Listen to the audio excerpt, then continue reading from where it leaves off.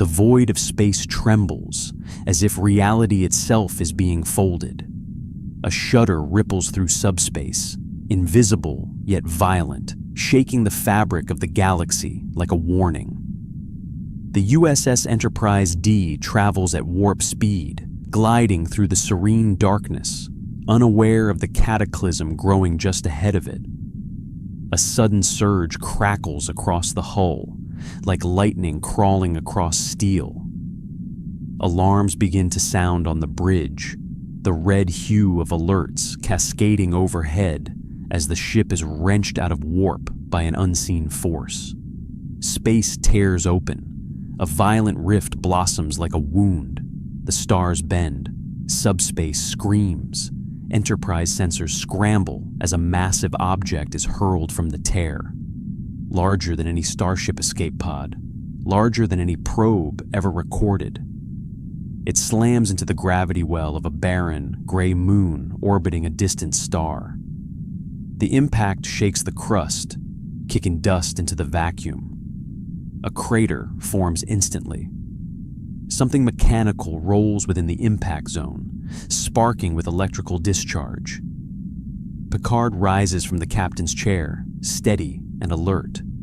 His voice cuts clearly through the chaos. Report. Data's fingers glide over his console with precise speed. A reading flashes across the screen, confused by the anomaly. An object of unknown origin was ejected from subspace. Estimated mass comparable to a small shuttlecraft, but shape and composition are unfamiliar. There are mechanical and biological signatures, both. Worf narrows his eyes. A hybrid? He grips the edge of his console, instinctive suspicion rising. Unknown, possibly hostile. Picard remains calm. Helm, take us into orbit. Begin full scans.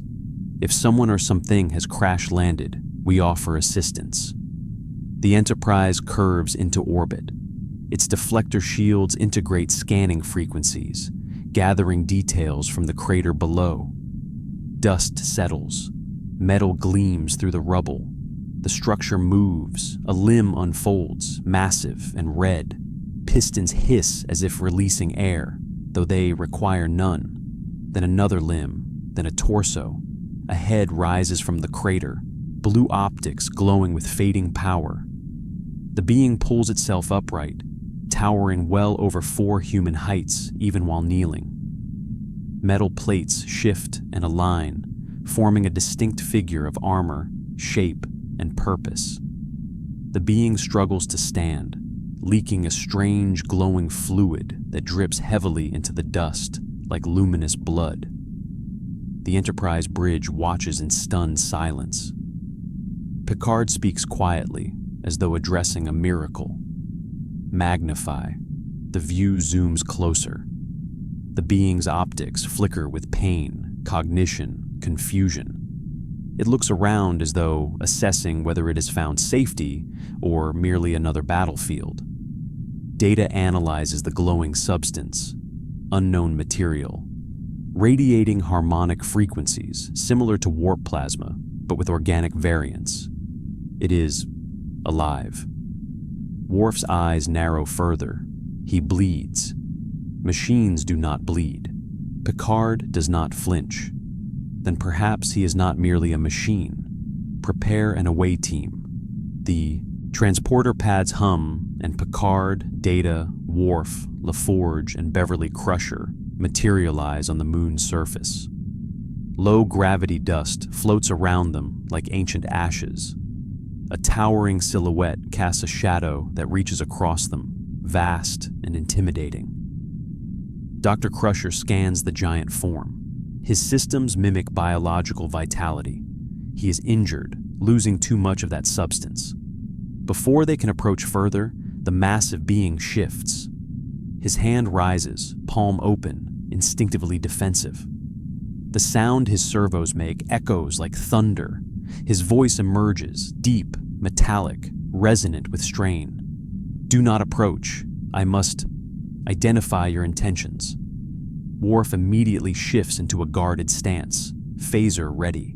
His instincts spark like fire, ready to defend the team. Picard raises a firm hand. "Stand down." He looks up at the giant with calm, visible respect. "We are here to help. I am Captain Jean-Luc Picard of the Federation starship Enterprise. You are among explorers, not enemies." The being's optics flicker, processing, struggling to remain active. His hand lowers slowly. His voice returns, quieter but full of determination. "Then I greet you, Captain. I am Optimus Prime, leader of the Autobots. I protect those who cannot protect themselves." The name hangs in the air, unfamiliar, yet powerful.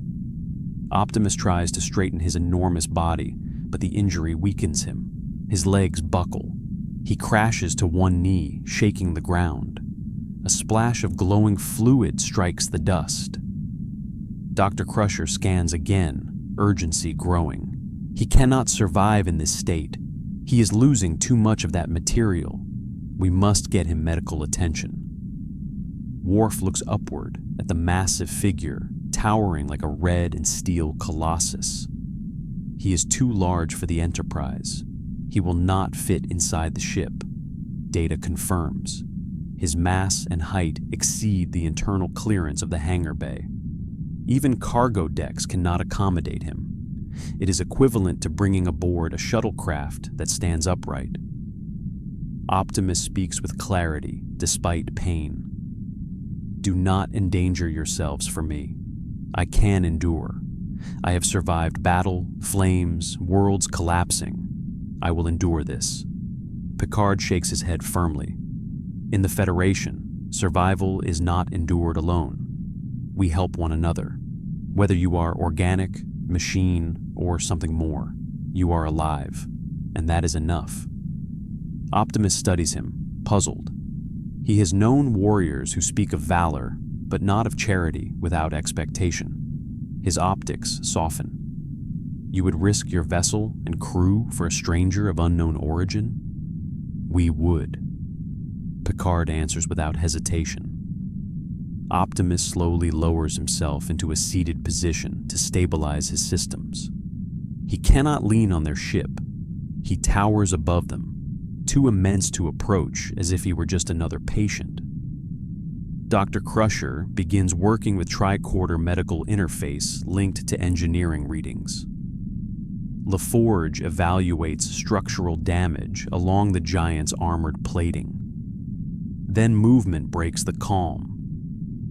Data, still scanning, detects multiple signatures emerging from a cloaked position beyond the crater ridge.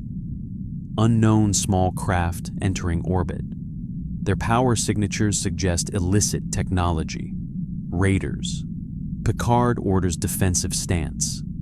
Worf lifts his phaser. LaForge checks the tricorder as the ships begin firing at the Enterprise in orbit. Disruptor blasts trace across the shields. The Enterprise maneuvers, returning controlled fire. The away team braces as energy bolts strike the ground nearby. Optimus looks up, analyzing the threat. The Raiders target both the Enterprise and the team. His optics flare with purpose. "You are under attack. You helped me. Now I will protect you." He forces himself upright, towering higher than before, despite the agonizing drain of glowing fluid. The Raider ships swoop overhead. Optimus places his massive body between the team and incoming fire. Blasts erupt against his armor, scorching metal. He does not move aside. Worf shouts through the chaos. He shields us with his own body. Optimus withstands the barrage, stabilizing his stance, lowering his shoulder to absorb more strikes. His voice booms with authority and resolve. "To all who seek harm, know this: I defend life." He braces, arms raised like shields. Energy bolts explode across him, yet the team remains safe beneath the shadow of his protection. His frame trembles from the punishment, but he does not fall. The Enterprise responds with precision fire, disabling the Raider vessels. The attackers retreat into deep space, defeated by the combined resistance of ship and giant. Silence returns. Dust settles. The glow of Optimus's wounds dims further, leaving him weak but still upright. Slowly, he lowers himself again, able to rest only now that the threat has passed. Picard looks up with gratitude. "You risked your life defending us." Optimus answers with sincerity as deep as his voice. "I protect all who cannot protect themselves. It is my code." Picard nods. "Then we will do the same for you." Dr. Crusher keeps scanning the massive injury. LaForge opens a diagnostic channel. Optimus sits, trusting them, surrounded by distant starlight, his presence vast, noble, wounded. A living giant has fallen into the Federation's care, and though he cannot fit through their doors, the Enterprise will fight to save him. The moon's surface remains quiet after the battle, but the tension lingers. The away team stands beneath the shadow of the massive wounded figure, and the Enterprise continues to hold orbit, vigilant. Optimus Prime sits, his colossal form leaning slightly as his systems struggle to reroute power. Dr. Crusher's tricorder emits a steady hum as she studies the composition of his leaking fluid. It pulses faintly with energy signatures unfamiliar to Federation science. Picard stands beside her, watching the readings. "Can we stabilize him?" Crusher keeps scanning, her brow tightening. "His physiology is not purely mechanical. There's a biochemical reaction happening inside his structure. This substance he's losing, it's not merely lubricant or coolant. It's something more fundamental. If he keeps losing it, his systems will collapse." Data looks up toward Optimus. "Captain, this substance may serve as both a power source and a structural medium. It is both energy and life essence." Optimus hears them speaking, but his optics drift downward, weakened. "My energon. Without it, I will fail. I cannot function as I am meant to." Picard notices a flicker in his tone, something akin to resignation. He speaks firmly. "We will not let that happen." Optimus studies Picard again. He sees a leader who offers protection without any expectation of reward. He tries to fully straighten, but the motion causes another surge of glowing fluid to spill from his side. Instinctively, Dr. Crusher steps closer, but the giant shakes his head, cautious of harming them by accident. "Do not risk yourselves. I am large, unstable. A simple movement from me could crush your team. Stay back." Picard raises his voice to carry upward. "Then you must remain still. We will come to you from a safe angle. You have risked yourself to protect us, so you must allow us to return that favor." Optimus remains quiet, as if contemplating the concept. He finally nods. "Very well." LaForge begins working with Data, coordinating with engineering teams aboard the Enterprise. They communicate rapidly, arguing quietly about energy decay rates, flux harmonics, and structural resonance. Dr. Crusher translates medical findings for the engineers. It is clear this situation requires both scientific and medical expertise. Worf patrols the perimeter, scanning for any sign of returning raiders. He speaks without taking his eyes from the horizon. That attack was too bold to be random. Someone knew this being existed and wanted him. Data tilts his head. Possible motivations include acquisition of technology, strategic leverage, or fear of an unknown entity. Worf scoffs, voice sharp. A creature like this would be a weapon worthy of conquest. Any empire would want him. Optimus hears the word weapon. His optics brighten slightly, pain or anger stirring. "I am not a weapon. I protect. That is all I have ever sought to do." Picard turns his head upward, looking at him firmly. "And that is precisely why you are not a weapon." The words calm the tension. Optimus lowers his head slightly, respectful, grateful for recognition of his purpose. Picard's response tells him that here, morality is not a matter of power, but of choice. The Enterprise prepares deployment of environmental support equipment. Cargo drones descend, carrying diagnostic arrays and stabilizers. Engineers beam to the surface in small teams, careful to maintain distance from the giant's arms and hands. Force field projectors are set up at the edges of his wounds, allowing Crusher and LaForge to work without directly touching his massive plating. Optimus watches all of it, quietly impressed. You coordinate as one. No commander gives orders in fear.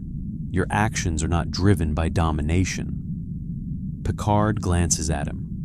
Starfleet was founded on the principle that knowledge, not conquest, elevates civilizations. Optimus's optics dim slightly as he processes this. Then he asks, his voice gentle, "Do you protect because you must, or because you choose to?" Picard answers without hesitation. "Because we choose to." The words hang in the cold silence of the moon. Optimus absorbs them, his tone echoing a sense of kinship. "Then we are alike." Worf glances up at him with reluctant, growing respect. Even he cannot deny the giant's honor after witnessing his defense. But as repairs begin, Data's voice cuts through the stillness. "Captain, there is a complication." Picard moves toward him. "Explain." Data gestures to the tricorder scans. "The energon is not simply draining, it is destabilizing. Exposure to this universe's subspace conditions may be corrupting its structure. The longer Optimus remains here without replenishment, the faster his systems will deteriorate." LaForge exhales sharply, like warp plasma bleeding into the open. Eventually, there's nothing left. Picard's voice hardens with urgency. "Then we must find a way to replenish it." Optimus shakes his head weakly. "There is none here. Your technology cannot produce it. Even my world struggled to create it without consequence.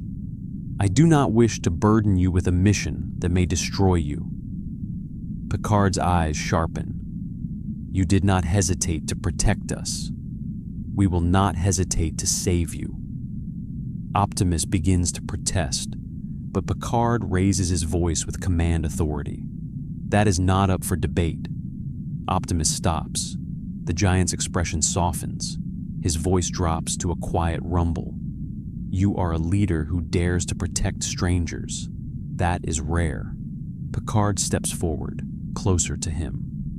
"Then allow us to prove that rarity matters." Before Optimus can respond, Data announces a discovery. "Captain, I have found something of interest within the energon's harmonic signature." He sends readings to LaForge, who quickly studies them. The energy reacts intensely to subspace fractures. If we find a region where subspace is unstable, rich in harmonic distortions, we might be able to charge Optimus's core. LaForge nods, eyes bright with excitement, like a warp field collecting stray energy. He could absorb it if we find the right place. Dr. Crusher warns them. Prolonged exposure could be dangerous. Subspace fractures can tear apart vessels, shred physical matter. We would be risking the entire crew. Picard's voice remains steady. "And yet if we do nothing, Optimus Prime will perish. The choice is already made. The risk is already accepted." Optimus speaks quietly. "I am not worth risking your ship. My existence is mine to end, not yours to sacrifice for." Picard looks directly into his glowing optics. "Every life we encounter has value. If we turn away from one life because it is unfamiliar, then our ideals mean nothing." Optimus braces himself, moved beyond words. He lowers his head slightly. not in weakness, but in respect. Then I am honored to place my fate in your hands. A mission forms. The Enterprise will search for a subspace fracture zone strong enough to recharge Optimus. They will need to find a location where subspace is unstable, wild, and dangerous. A region where energy bleeds into normal space like a storm waiting to break. Picard calls the ship. Prepare to chart subspace anomalies in this sector. Set course once we return aboard. But as they prepare to transport, Worf steps forward.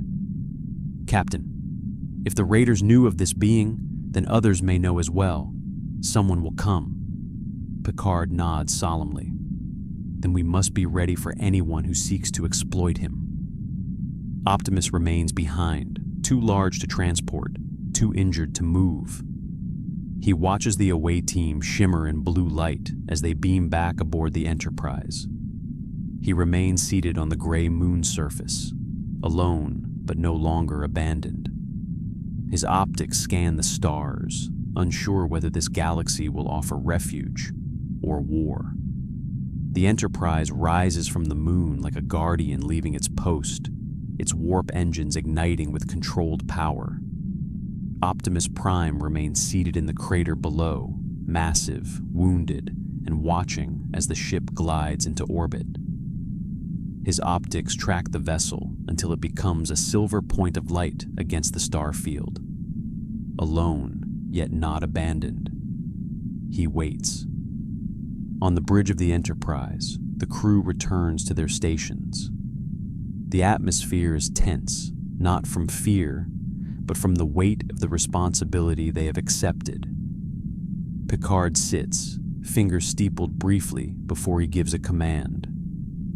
Begin a comprehensive scan for subspace fractures in this sector.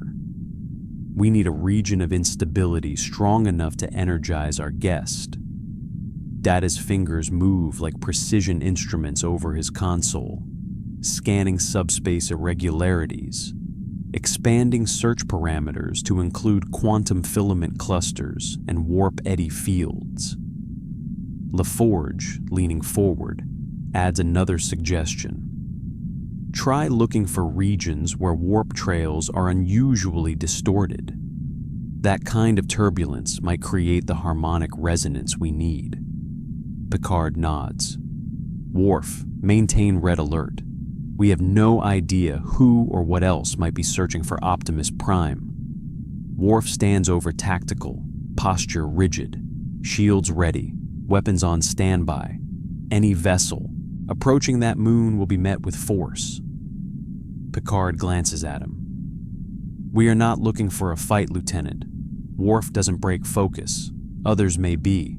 The mood on the bridge remains focused but wary. The unknown is rarely harmless, and Optimus himself hinted at enemies. If he was forced into this universe by a catastrophic subspace event, then there might be those who would follow, or those who would hunt. Minutes pass, and then Data speaks. Captain, I have located a potential anomaly. It is a subspace fracture zone created by the collapse of a nearby micronebula. Picard leans forward. Location? 27 million kilometers from our current position. The zone is unstable, but not immediately destructive to warp-capable vessels. LaForge stands up slightly, interest piqued. That kind of fracture could produce high-energy harmonic distortions. It might be exactly what Optimus needs. Crusher steps into the bridge, having reviewed her data. But exposure could be lethal if miscalculated. Prolonged contact with subspace fractures can cause cascading breakdown of complex systems. And Optimus isn't just machinery.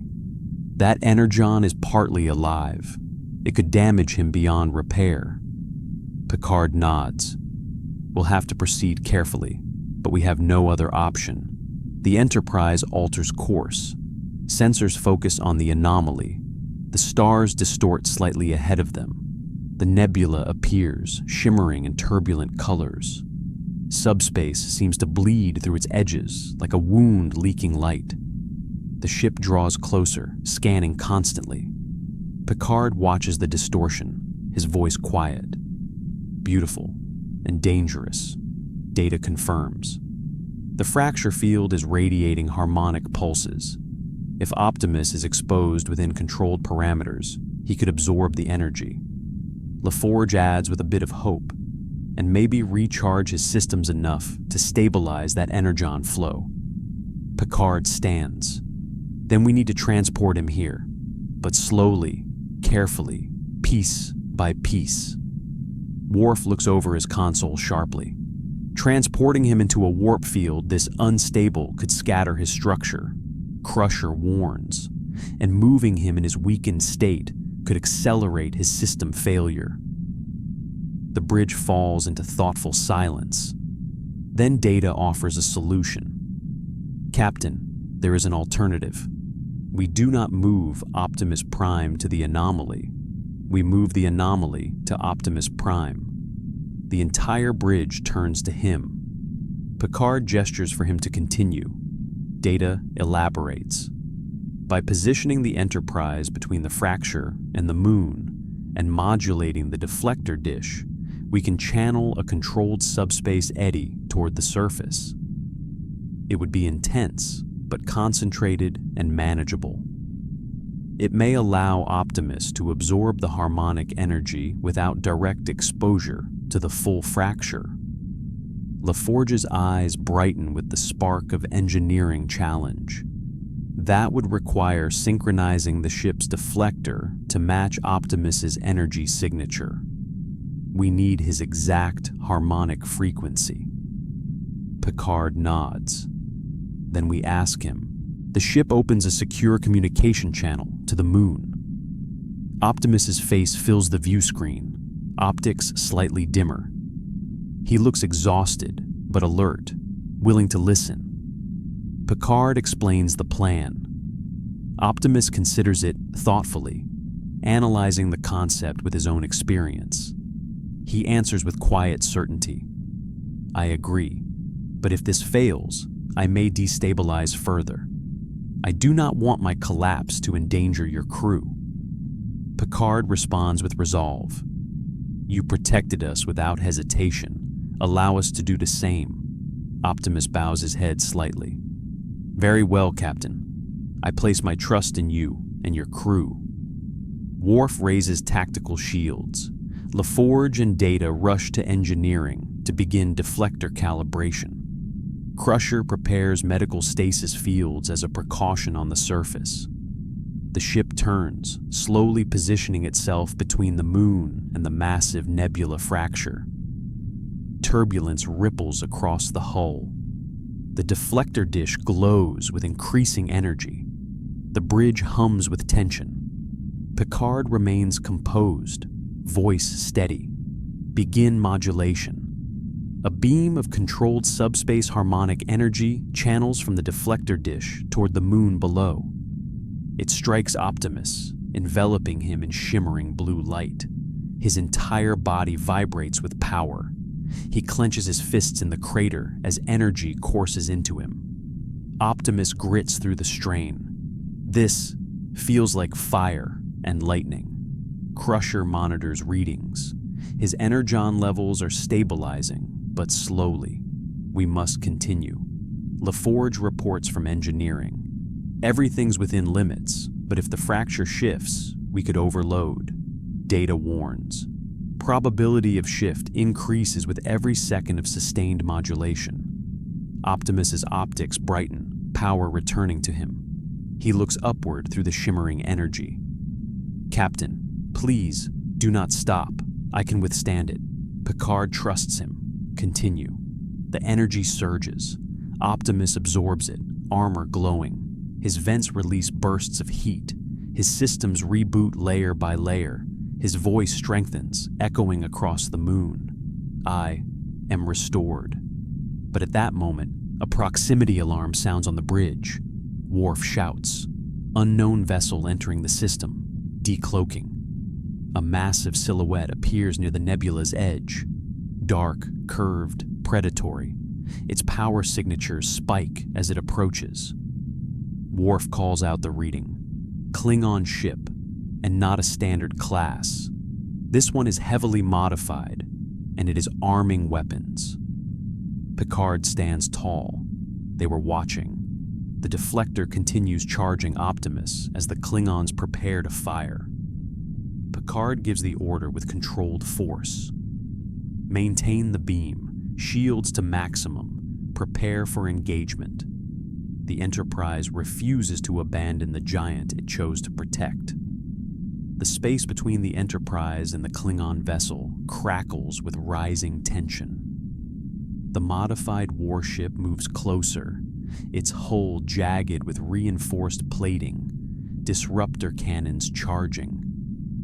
It is larger than most birds of prey, sleeker than a Katinga cruiser, and built with purpose.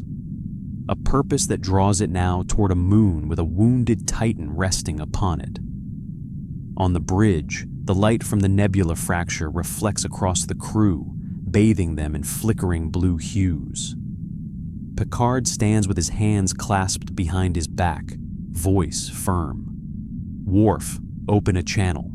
Worf taps the console, channel open. Picard stares into the view screen, addressing the approaching threat. This region is under Federation jurisdiction. You are entering a hazardous anomaly. State your intentions.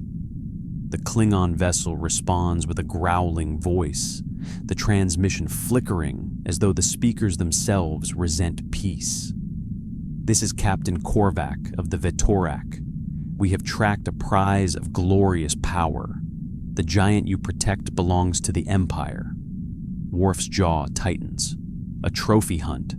Picard keeps composure. He is not a trophy. He is a living being in need of aid. Korvac laughs, harsh and hungry. A being that can withstand weapons, defy starships, bleed power. Such a warrior must serve Klingon glory. Step aside, Captain, or be remembered as the man who denied the Empire its destiny. Picard's voice becomes a blade of diplomacy. And you will be remembered as the man who challenged a Federation starship in order to cage a wounded ally. Korvac bares his teeth in amusement. We Klingons respect only strength. Surrender him, or fight for him. Picard meets that ultimatum without flinching. Then we will protect him. Korvac ends the transmission without another word. The Klingon ship begins powering its disruptors. Worf, eyes sharp, reports. Weapon lock detected. They are targeting the moon. Crusher rushes toward the screen. If they fire on Optimus in this state, LaForge continues shouting from engineering through the comm. The beam must stay active. Interrupting now could destabilize him again. Data calculates calmly. If the Klingons fire on Optimus during energy absorption, the surge could cascade and cause a volatile energetic discharge. The resulting explosion could destroy the moon and potentially the entire system. Picard's voice lowers, weighted with the severity of the moment. Then they cannot fire. Worf raises shields and charges phasers. The Enterprise positions itself between the Klingon warship and the moon below. The deflector beam continues delivering subspace energy to Optimus, who continues to absorb it, unaware of the escalating confrontation above. Korvac's voice returns through a final broadcast, dripping with combative delight. Then let the battle sing. A barrage of green disruptor fire streaks toward the Enterprise. Worf shouts, "Incoming!" The ship takes the hit. Shields flare. Riker grips his console, bracing. "They're trying to knock us out of position, Captain.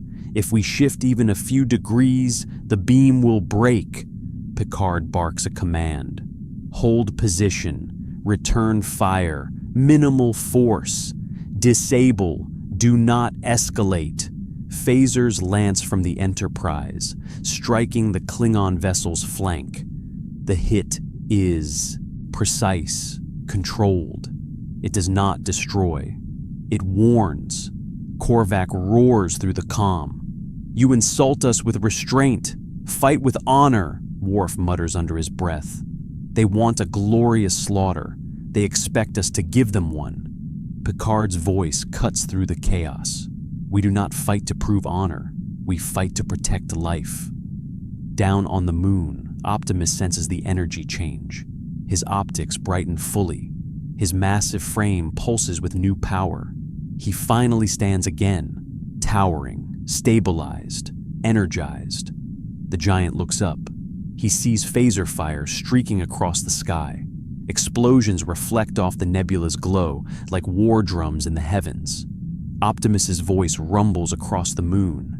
"Your ship is in danger." On the bridge, Crusher watches his vitals stabilize as he stands. He's absorbing the energy faster now. His systems are recovering. Data confirms. His transformation protocols may be restored, though unknown if he can perform safely in this gravity and atmosphere. LaForge calls through comm. "The surge is leveling out. We can cut the beam soon." The Klingon ship fires again. A disruptor blast nearly hits the beam, destabilizing the subspace flow. Alarms scream. Data's hand flies across the controls. The modulation is oscillating. If they strike the beam again, Picard makes his decision.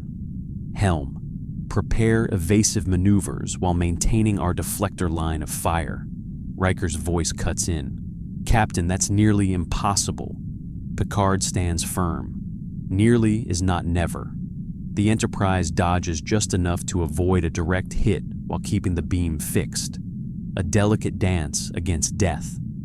Disruptors flash. The Enterprise weaves. The deflector holds. The beam continues feeding Optimus Prime. Korvac's voice becomes furious. "You fight like Romulans. Show us your strength." Worf growls. "They will not stop until we answer power with power." Picard watches the Klingon vessel with eyes full of iron resolve. "They want us to abandon our principles. We will not." Finally, Data announces. "Energy transfer complete," Crusher confirms. Optimus's energon levels are stabilizing. "We can cut the beam." Picard gives the order. "Disengage." The deflector shuts down. The flow ceases. The nebula's light fades to a flicker. The Enterprise turns fully to face the Klingon attacker. Korvac laughs with savage anticipation. "Now you will fight." But something else moves. The moon shakes. Metal footsteps echo like thunder. A voice roars through comm channels, unfiltered, deep, commanding. Enough. Optimus Prime steps into view of the ships orbiting above. His silhouette reflects starlight. His optics burn with restored power. His voice resonates through both vessels. "I am not your trophy. I will not serve your war. I am a guardian. I protect life." The Klingon ship pauses, as though roused by a challenge beyond expectation. Korvac's voice softens with fascination. "A warrior who refuses conquest. You deny us." "Why?" Optimus answers. "Because freedom cannot belong to the strongest alone. It must belong to all." The Klingons fall into silence, not confusion, reflection. The Enterprise waits, ready to defend if needed. Optimus stands tall, no longer wounded. He raises his voice again, echoing across comms. "I will not be taken. I will not be used. But I will defend this galaxy against those who seek domination." Korvac studies him. An enemy who protects? A warrior who refuses power? A leader without a throne? At first there is only quiet. Then Korvac speaks, softer, but no less fierce. "You speak like a true warrior. We do not take warriors as trophies." He cuts the channel. The Klingon ship slowly lowers its weapons. Worf stands astonished. They are retreating. Picard allows a small, relieved breath. Not retreating, respecting. The Klingon vessel turns away, engines flaring as it leaves the system without another word. The Enterprise lowers shields. Silence fills the bridge, heavy, profound. Down on the moon, Optimus stands alone, bathed in nebula light, his voice a vow to the stars. So long as I remain, I will defend those who cannot defend themselves. And for the first time since his arrival, he stands not as a wounded stranger, but as a protector of this universe.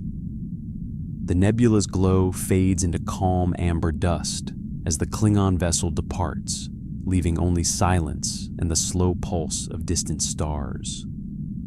On the moon, Optimus Prime stands tall, armor humming with renewed strength, restored by subspace harmonics and Federation ingenuity. The Enterprise hovers above like a great guardian, no longer shielding him from danger, but standing beside him as an equal. Communications open from the bridge. Picard's voice comes through clearly. "Optimus, how do you feel?" Optimus turns his massive head toward the stars, considering his answer not as a machine might, but as a being who has endured pain and recovery. "I feel whole. My functions return. My purpose remains. I am grateful for your help, Captain." "You saved us first," Picard replies. "We only return the favor." Optimus's optics soften, warmed by mutual respect. "I did what was right, and you did what was just." The bridge crew shares a moment of quiet satisfaction, but duty remains. Data speaks. "Captain, there is something unusual within the fracture readings. A lingering energy trail consistent with the subspace tear that originally brought Optimus here." Picard turns toward him with sharp focus. "Can you track it?" "Affirmative. It extends beyond this region. We may determine its point of origin, or if it is stabilizing into a corridor between universes." LaForge joins through comm, energized. "If we can decipher the trail, we might learn where Optimus came from, maybe even how he got here." Worf adds, though cautiously, "Or who else might follow." Picard nods. "Prepare to analyze the trail, Mr. Data. We must understand what has begun." Back on the moon, Optimus remains quiet for a moment, as though sensing more than science can reveal. His voice comes low, thoughtful. "If I arrived here through a violent tear, then perhaps others may cross the same path," Crusher asks through comm. "Allies or enemies?" Optimus responds with uneasy certainty. "I did not travel alone among the stars. There are those who follow a different path, those who see conquest as destiny." Picard's voice hardens. "Decepticons," Optimus confirms. "If the fracture brought me here, it may bring them as well. The implication settles heavily on everyone.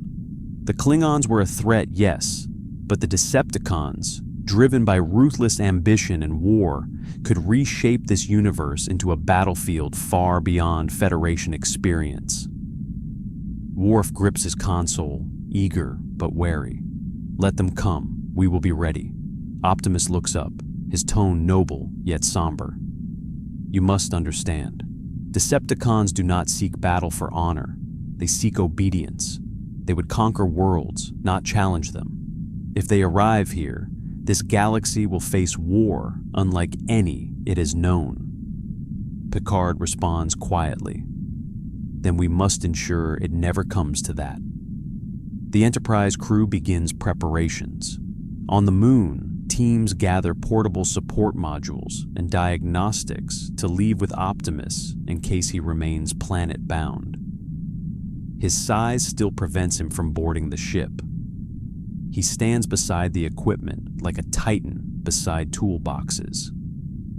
Data beams down again with LaForge, who is carrying an advanced interface console designed specifically for Optimus to communicate and cooperate with Starfleet systems at scale. Optimus watches as the two officers approach, and he lowers himself slowly, kneeling to reduce the intimidation of his height. LaForge smiles slightly. "That's a little more comfortable, thanks," Optimus remarks with dry humor. "I would hate to make you crane your neck for the entire conversation." Data, untouched by the humor, begins adjusting frequency calibrations. We have created a neural link relay. It will allow us to translate your energy readings into data we can comprehend and utilize more efficiently. It may also allow us to coordinate with you tactically in the future. Optimus sounds intrigued. "You wish to strategize with me?" LaForge nods. "If what you're warning us about is true, we'll need to work together and prepare for threats beyond anything we've seen." Optimus considers this with solemn understanding. "I will help. I cannot allow another universe to suffer as mine has." Picard beams down himself to speak directly. "There is something deeper we must address, Optimus. Not only your survival, but your purpose here. If this universe becomes entangled with your own conflicts, it will transform everything we know." Optimus's optics glow brighter as he meets Picard's gaze. "You do not fear what you cannot control. You fear what you may not understand." Picard nods. "Starfleet does not fear the unknown. We fear what ignorance leads to. If we do nothing, if we choose not to act, then danger will decide for us." Optimus slowly rises again, towering over Picard like a monument. "Then we act with unity. You who defend through choice, and I who defend through duty. Together, we will stand before whatever comes." Worf's voice crackles through Picard's badge. "Sir, a subspace disturbance near the fracture. Something is moving through." Picard immediately straightens. "Data, LaForge, return to the ship. Dr. Crusher, stand by. Optimus, can you still fight if necessary?" Optimus's optics sharpen like blazing stars. "I do not seek war, but I will end one if it seeks you." Picard taps his badge. "Enterprise, lock on to us. Beam up the away team." Blue shimmer surrounds Picard, Data, LaForge, and Crusher. They vanish from the moon's surface, returning to the ship. Optimus remains alone again, now intentionally ready. A guardian, a sentinel, a world-sized shield planted on the moon to block whatever steps through. The Enterprise comes to full alert. Tactical stations power up. Science stations dissect every fluctuation in the fracture. Worf's voice rings through the bridge. Weapon signatures emerging. Unknown configuration. Data determines frequencies. Not Klingon, not Romulan. Attempting classification. On the moon, Optimus stands resolute.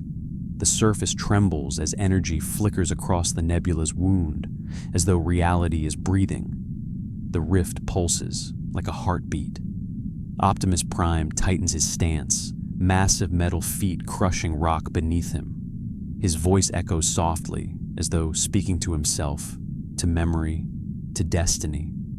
Freedom must be protected. The fracture splits wider. Darkness forms into shape. A silhouette emerges from the tear, unfamiliar but unmistakably mechanical, predatory, vast. The first Decepticon has arrived, and the war of another universe has stepped into Starfleet space. Silence engulfs the moon for a breathless moment as the silhouette fully materializes through the fractured rift. A colossal mechanical form lands with a seismic crash, shaking the terrain. Dust plumes rise around its feet. Its armor gleams with jagged lines, darker and harsher than Optimus Prime's noble profile. It stands tall, nearly his height, but narrower, built for speed and violence rather than leadership. Its optics ignite in a burning red glare. The Enterprise sensors lock on immediately. Worf barks from tactical. Target acquired. Unknown machine designation. Power signature. Aggressive. Picard studies the view screen. Data, classification. Data analyzes rapidly. Armor, composition, non-Terran alloys. Structural design suggests transformation capability. Energetic core similar to Optimus Prime's.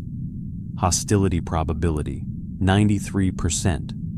Without needing Data's confirmation, Optimus Prime knows exactly who has arrived. His voice vibrates with iron certainty. Decepticon.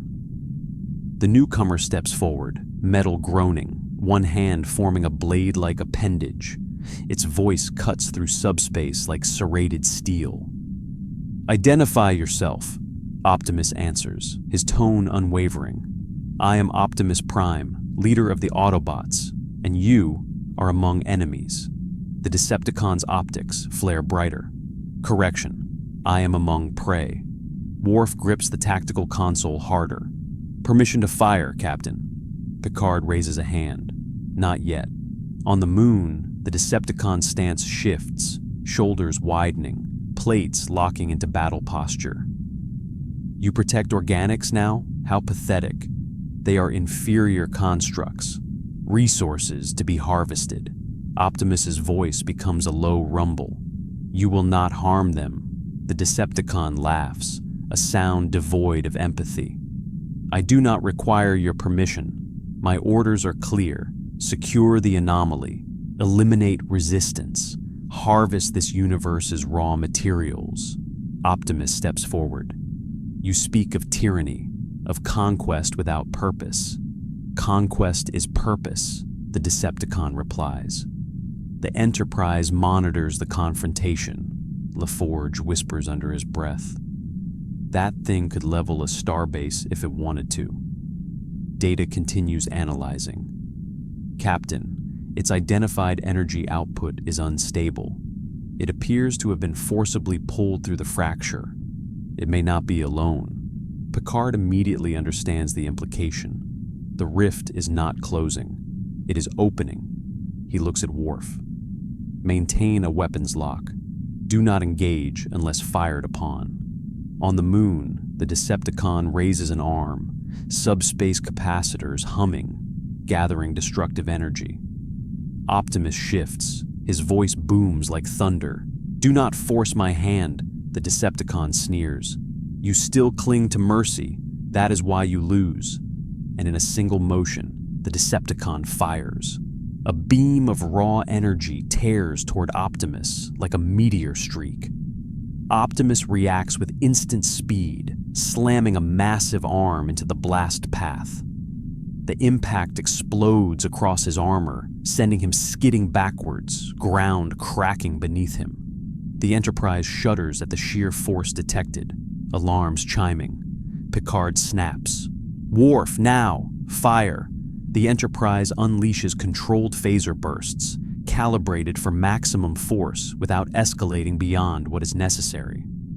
Twin beams strike the Decepticon's plating, staggering it, but not destroying it. It turns toward the ship, its optics sharpening with predatory interest. "So, the organics have teeth," Worf growls.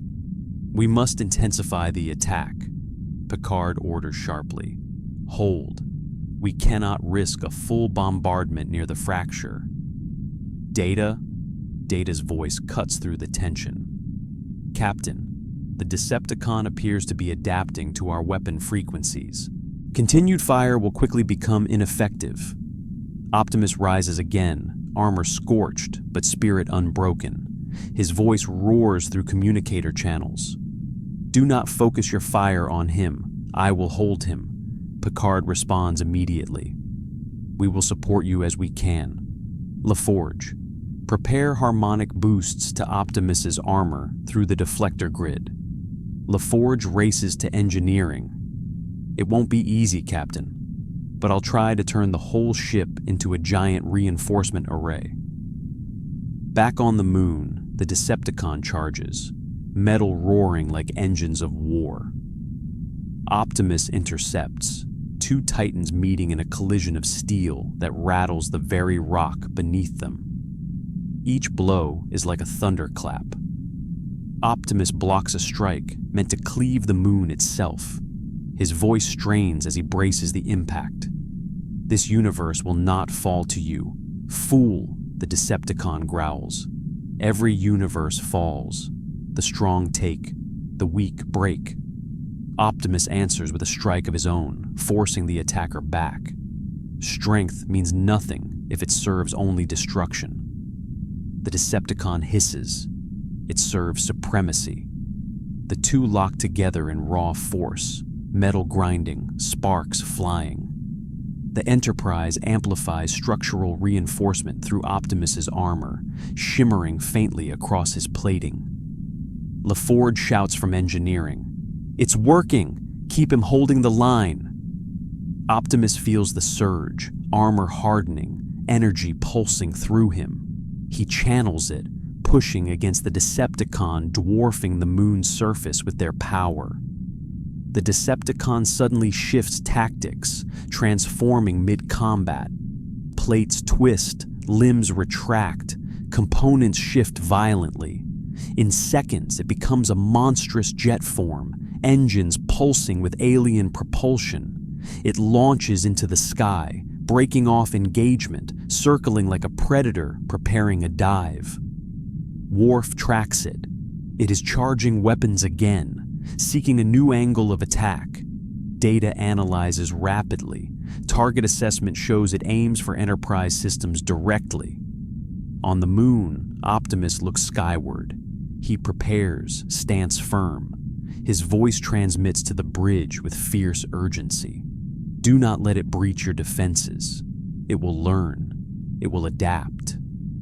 Picard speaks with steady resolve. And so must we. The Decepticon screams through the thin atmosphere, diving with lethal intent, weapons priming to strike the Enterprise directly. Optimus Prime braces, energizing every circuit, every servo. He prepares to intercept what could destroy them all.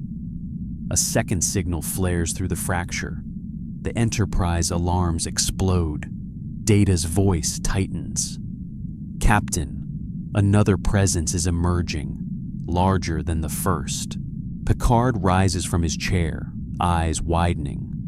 More Decepticons? Optimus hears the transmission and speaks through gritted metal. This is only the beginning. The air around the moon crackles as if the universe itself is being peeled open. The first Decepticon, now in its transformed flight mode, continues its lethal dive toward the Enterprise. But every sensor on the ship and every optic in Optimus Prime's gaze shifts toward the rift. Reality trembles. Something larger pushes through. The fracture glows with pulsing violet light. Metal edges emerge, jagged and colossal. This new arrival dwarfs even the Titan already engaged in battle. Worf shouts across tactical, "New mass signature! It's enormous!" Data calculates. Mass exceeds that of Optimus Prime by 40%. Structure indicates a siege-class war construct. Picard's face tightens. A commander, the first Decepticon, halts its dive, pulled away from the Enterprise by a new dominating presence, as if summoned by hierarchy. It rockets back toward the moon's surface, landing in a crouched stance beside its superior. Dust erupts as the second figure steps fully into this universe. It stands tall, broad shoulders bearing thick, armor-like plating. Its silhouette resembles a warship standing on two legs, built for destruction at scale. Its optics burn a fierce, cold crimson. Optimus Prime's voice comes low, heavy with recognition. Megatron, the newly arrived Decepticon commander, speaks with chilling clarity, his voice a metallic snarl layered with icy authority. "I sensed your spark, Optimus, even across the void between worlds. And now I find you surrounded by organics." The first Decepticon bows slightly, deferring to him, Lord Megatron. These creatures harbor him. They helped him recover. Megatron studies Optimus with disdain mixed with opportunity. You allow flesh and bone to mend your wounds? How profoundly weak you have become. Optimus does not back down. Compassion is not weakness. And these people are not tools nor trophies. They are allies. Megatron laughs. Allies. They are cattle, Prime. They are resources to be consumed, worlds to be drained, planets to be conquered. Nothing more. The Enterprise hears every word. Crusher's voice quavers.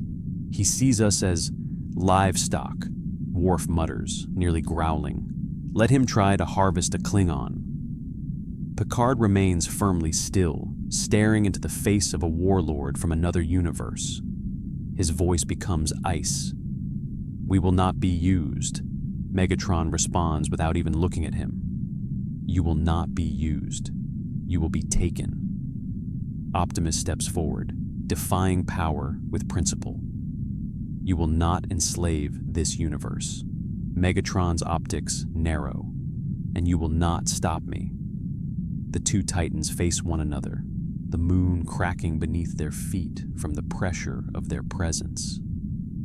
The air shivers with the approaching shock of collision. The Enterprise hovers above, helpless to physically intervene in such close quarters, Colossus combat. Latexa, Forge's voice rises through calm. Captain, if those two fight without support, the moon might not withstand the impact. Data elaborates. A battle between them could produce shock waves equivalent to seismic catastrophes. Picard speaks carefully, urgently. Then we must not let them fight alone.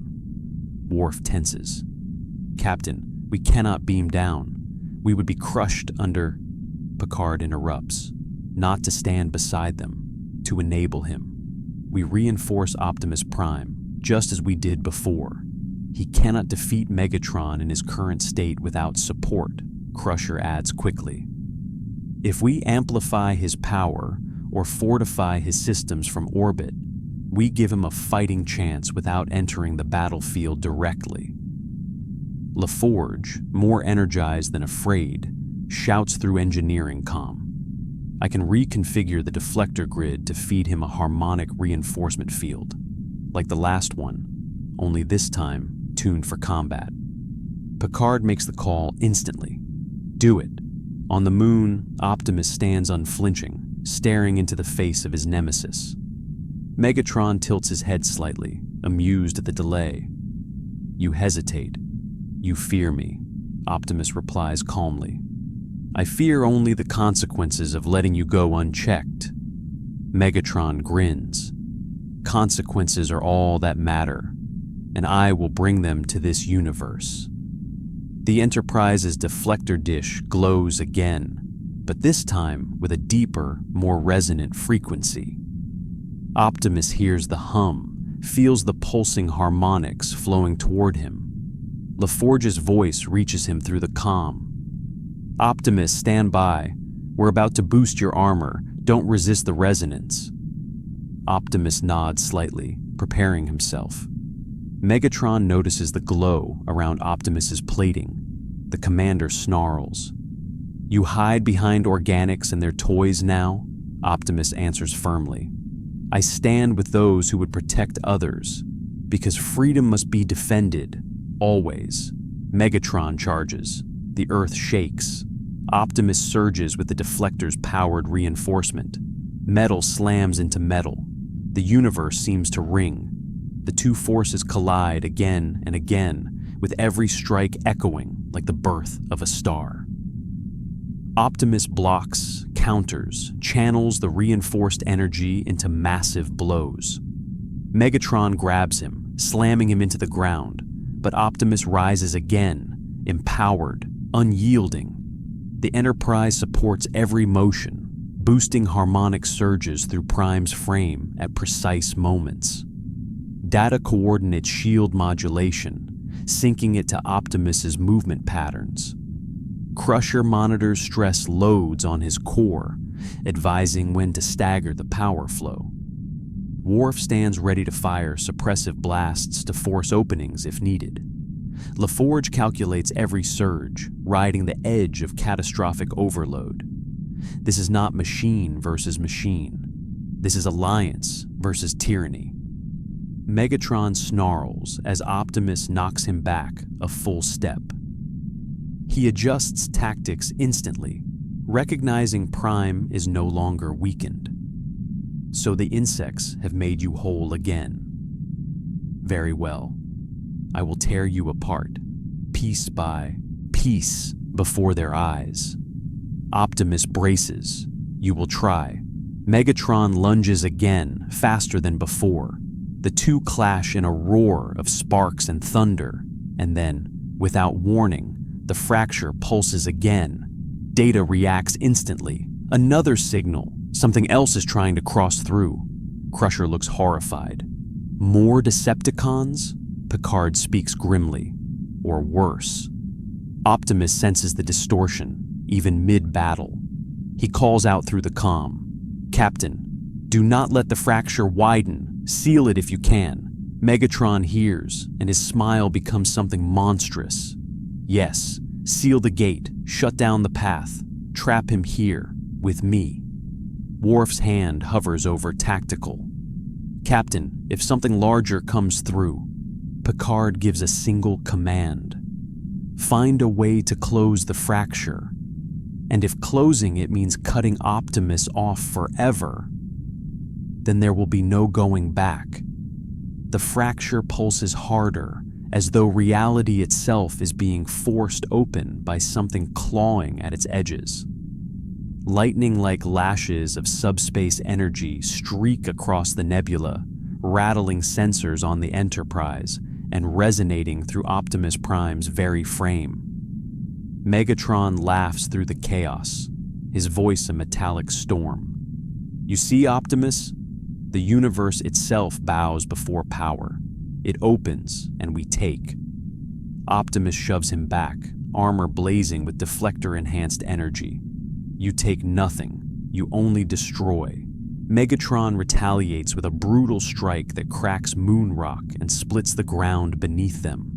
I create dominance. I forge order. Weakness is chaos. Strength is law. Optimus stands straighter, voice as unshakable as a mountain. Strength without compassion is corruption. Order without freedom is tyranny. Above them, the fracture expands another meter wide. Alarms screech across the Enterprise bridge. Data's voice is almost drowned out by the distortion. The expansion rate is accelerating. Something is forcing the tear wider from the other side. Worf's eyes narrow. A larger warship? Data shakes his head. Negative. Scale too large. It is not a vessel. It is energy. Raw, unstable, and driven by intent. Picard leans forward sharply. Intent? LaForge's voice cuts in from engineering, frantic. Captain, something on the other side is trying to stabilize the opening, like it wants to hold the door open for something massive. Crusher looks horrified. Something else could enter. Picard stands, and we must not let it. Back on the moon, the Decepticon second-in-command watches Megatron and Optimus clash with awe and anticipation. It circles the fight like a wolf waiting to pounce. Megatron commands without looking away from Optimus. Secure the fracture. Let it widen. The subordinate Decepticon obeys instantly, sprinting toward the anomaly. Optimus sees it. No! Optimus breaks free of the clash, but Megatron lunges, grabbing him from behind. You will stay. You will watch your new universe fall. Optimus strains, servos roaring. I will not allow this. He slams backward, crushing Megatron against a jagged outcrop. Megatron grunts from the impact, but does not release him. Optimus then drives an elbow into Megatron's torso with seismic force. The grip breaks. Megatron is thrown aside, but the Decepticon messenger has already reached the fracture. It spreads its arms wide, absorbing and stabilizing the unstable energy like a conduit. Its plating glows with purple and black charge, channeling power from the rift. The fracture expands like a wound pulled open by cruel hands. Data calls out. The widening rate just doubled. The Decepticon is amplifying the tear's dimensional integrity, LaForge shouts. If we don't interrupt that, we're going to have a full-scale trans-dimensional breach. Crusher stares at the screen, which means more could come through. Hundreds, thousands. Worf's voice becomes iron. Captain, permission to fire. Picard clenches his jaw a moment. Then, granted, Worf fires. A phaser beam streaks from the Enterprise, striking the Decepticon channeling the rift. The creature screams, but does not fall. It redirects energy from the fracture, forming a temporary shield. Data analyzes instantly. It is feeding off the subspace throughput. Any amount of direct force may empower it further, Crusher whispers. Then we can't shoot it. LaForge cuts in fast, but we can disrupt the harmonics feeding it. Captain, if we invert the deflector beam and target the specific resonance frequencies it's channeling, we could destabilize its connection. Picard orders immediately. Do it. Now. On the moon, Optimus charges toward the anomaly. The Decepticon senses the attack and braces. Megatron intercepts again, slamming Optimus sideways with brutal momentum. You will not save them, Prime. Optimus drives a fist into Megatron's jaw, sparks spraying like fireworks. I do not seek to save them. I stand beside them. The Enterprise releases a counter-harmonic deflector pulse. Phase inversion ripples through the subspace channel. The amplifying Decepticon convulses violently, shrieking as the fracture begins to destabilize. Megatron's optics flare with rage. No!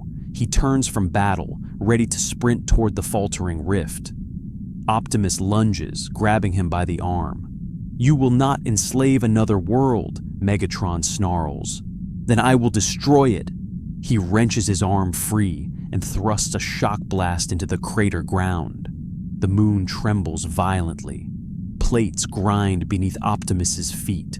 Cracks spread like spider webs across the surface. Picard watches the seismic readings spike. He's tearing the moon apart to collapse the battlefield, LaForge warns. If the moon breaks under them, subspace shock could rupture the fracture instead of closing it. It could explode into a dimensional cascade. Data calculates grimly. That would destroy the entire system. And potentially more, Crusher whispers. We're running out of time. Megatron charges the rift, murderous intent blazing. The stabilizing Decepticon rises, weakened, but still channeling the fracture. Megatron's voice roars like a tyrant god. Through this doorway, the Decepticons will crush a universe. Optimus ignites with renewed harmonics from the Enterprise support field. He surges forward, every servo screaming, every gear roaring like a hurricane. For freedom, for protection, for choice. Optimus tackles Megatron mid-sprint. The impact is catastrophic. The moon splits along deep fissures. Megatron and Optimus roll beneath the fracture's glow, trading blows that could level cities. The Enterprise amplifies Prime's resonance again and again, boosting every strike. Megatron attempts to rise. Optimus pins him. Megatron's red optics glow with fury. You cannot stop us all. You cannot stop destiny. Optimus raises his voice, not loud, but resolute. Destiny is not taken. It is chosen. As he speaks, the inverted deflector pulse reaches critical synchrony. The subspace channel finally destabilizes fully. The fracture shrinks violently, pulling backward, collapsing. The amplifying Decepticon shrieks as its tether is severed. The rift implodes. The sky goes silent. The pressure of an entire universe's invasion suddenly stops. Dust settles. Megatron stares into Optimus's optics, furious yet fascinated. "You risked everything for them," Optimus answers. "I risk everything for anyone who deserves freedom." Megatron's voice lowers to a razor whisper. "Then you will fall for them." He thrusts with savage force. Optimus is thrown back, skidding across the moon surface, weakened from the collapse effort. Megatron stands, turning toward the Enterprise, his voice full of vengeance. "This universe will learn fear." Picard's voice comes cold and unwavering. "Not today." Optimus rises, battered but unbroken. He steps between Megatron and the stars. "You face that fear alone, Megatron." Megatron raises his weapon. "Then let this universe witness your end." The moon grows still. Two Titans face each other, preparing for a duel that will decide not only the fate of a world, but whether tyranny takes root in a universe unprepared for it. The moon is dead quiet, as if the universe itself has paused to witness what comes next. Megatron stands like a war monument, imposing and cold. Optimus Prime rises again, battered but steady, reinforced by the Enterprise's aid, yet drained from closing the fracture. Two Titans, one fueled by conquest, the other by conviction. Megatron's voice drips with cruel satisfaction. "You are weakened. You can barely stand. And yet you dare block my path." Optimus steps forward, one massive foot crushing broken rock beneath him. Strength is not measured by domination. It is measured by how well you protect those who cannot protect themselves.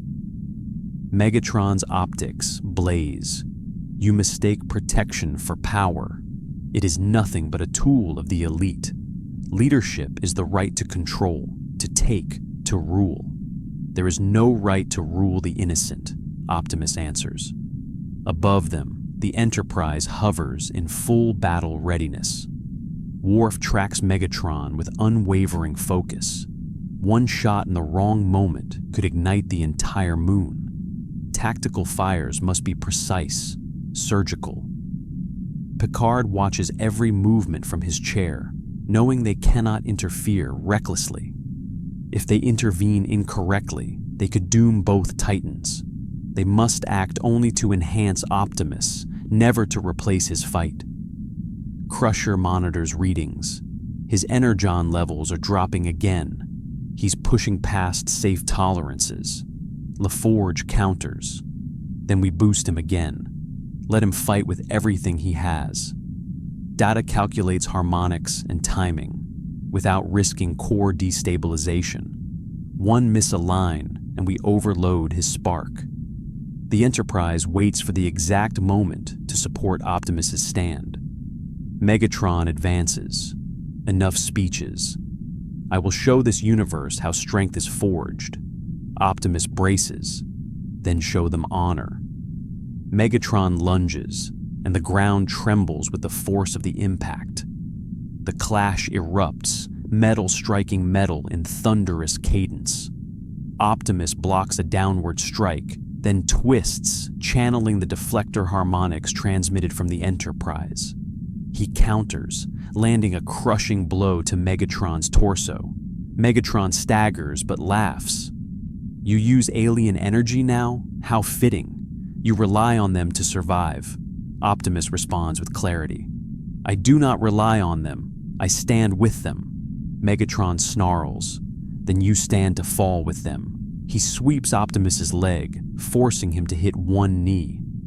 Optimus catches the follow-up strike with both hands, barely holding Megatron's arm inches from his chest.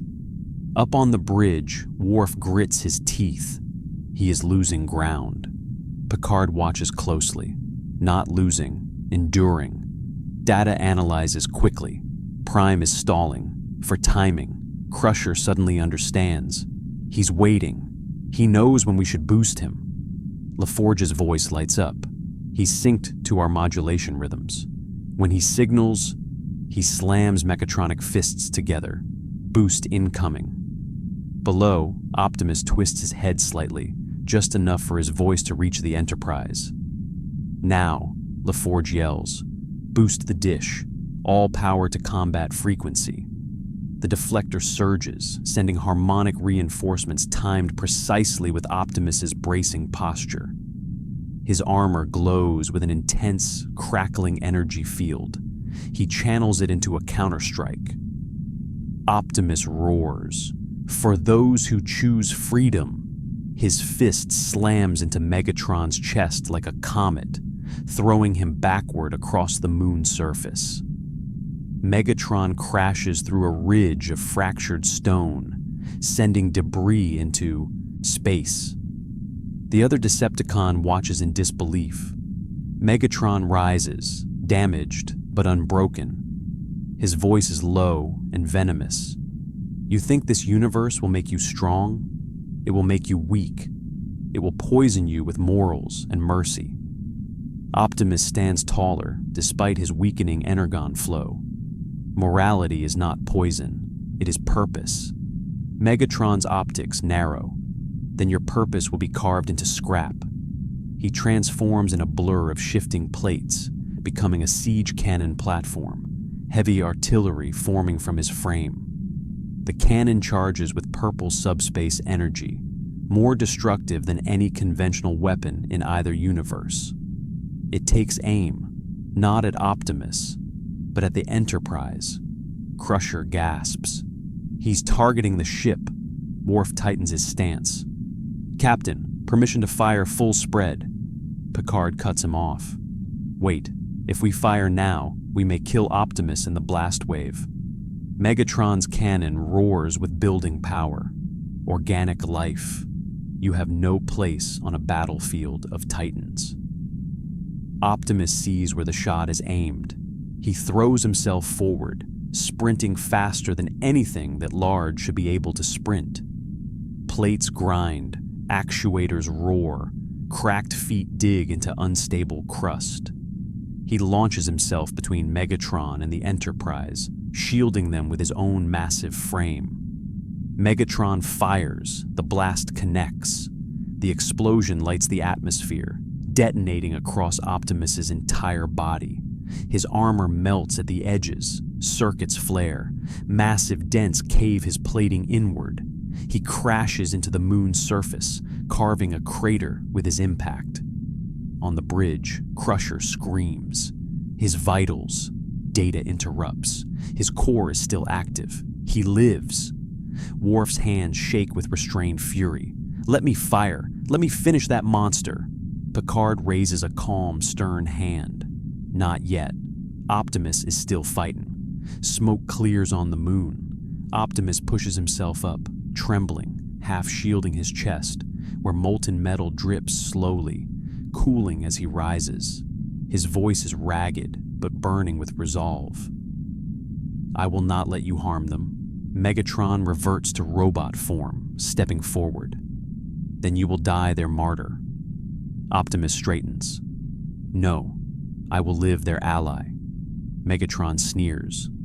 "They will betray you eventually. Organics always do. They destroy themselves in fear. They cannot be trusted. They consume their own freedoms." Optimus shakes his head. "Then I will stand to remind them. Freedom must be chosen, defended every day, and you will never understand that." Megatron charges. Optimus braces for the final onslaught.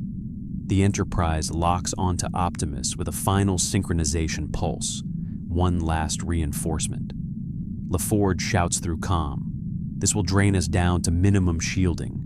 He'll get one surge." "Only one," Picard says resolutely. "Then let it be enough." The surge fires. Optimus catches Megatron's final charge, holding back the massive tyrant with both hands. Sparks fly between them. Their optics glare into each other's sparks like two stars colliding. Megatron roars in rage. "You cannot defeat me! I am inevitable!" Optimus roars back with conviction that shakes the moon. Nothing is inevitable. When there is freedom, he plants his foot into the cracking moon rock, pivots, and hurls Megatron over his shoulder. The tyrant crashes, tumbling, slamming into jagged terrain. The impact echoes across the surface. Megatron rises again, enraged but damaged. Optimus stands, exhausted but still upright. Two titans, neither defeated, but one with allies, one with purpose. And Megatron, seeing the support flowing into Optimus through the Enterprise's harmonics, realizes something. He cannot win. Not today. Megatron's optics darken, cold with vengeance. "You have allies now, Prime. One day they will become your chains, and when they break you, I will return to claim what is left." He transforms again, but this time for retreat. Rockets igniting, tearing into escape velocity. His subordinate flees with him, dragging shattered debris with its thrusters. Worf snarls. Coward. Picard watches as Megatron and the other Decepticon disappear into deep space. Not cowardice, Mr. Worf. Strategy. He will return when he has advantage. Optimus slumps slightly, drained nearly to collapse, yet still upright. His voice comes slowly, heavy. They will come again, with an army. Picard nods, and this time we will be ready. The Enterprise remains above him, silent and vigilant. Optimus Prime stands on the moon, a warrior who did not win by killing, who won by refusing to deny others their choice. This universe has gained a protector, and a new war will one day follow. The moon is scarred, cracked, and glowing faintly where molten metal and energon splattered across stone. Optimus Prime stands alone on its surface, slow breaths vibrating through his massive frame, the last sparks of combat energy fading across his armor. Above him, the Enterprise hovers silently, like a guardian watching the aftermath of a storm. Picard remains seated on the bridge, staring into the view screen. The image shows Optimus kneeling slightly, stabilizing himself, refusing to collapse. Crusher speaks with urgency, her voice tight. "Captain, his readings are unstable again.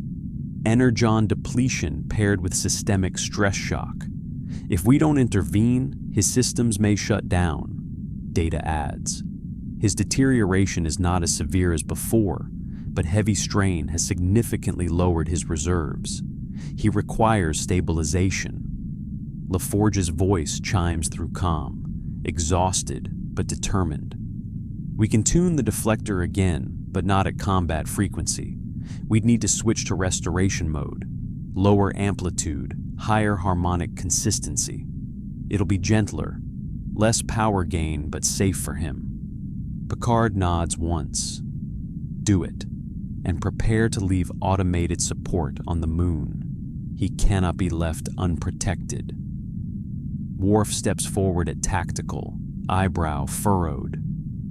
"Captain, with Megatron at large, other factions will soon learn of the Titan on that moon. A static outpost will not be enough." Picard folds his hands, thinking. "Then we leave more than equipment. We leave an agreement." He taps his comm. "Riker, prepare diplomatic channels. We must contact Starfleet Command. This being is not a weapon. He is an ally, and the Federation must acknowledge that before anyone else lays claim to him." Riker answers from the ready room, already preparing communications. "Understood, Captain.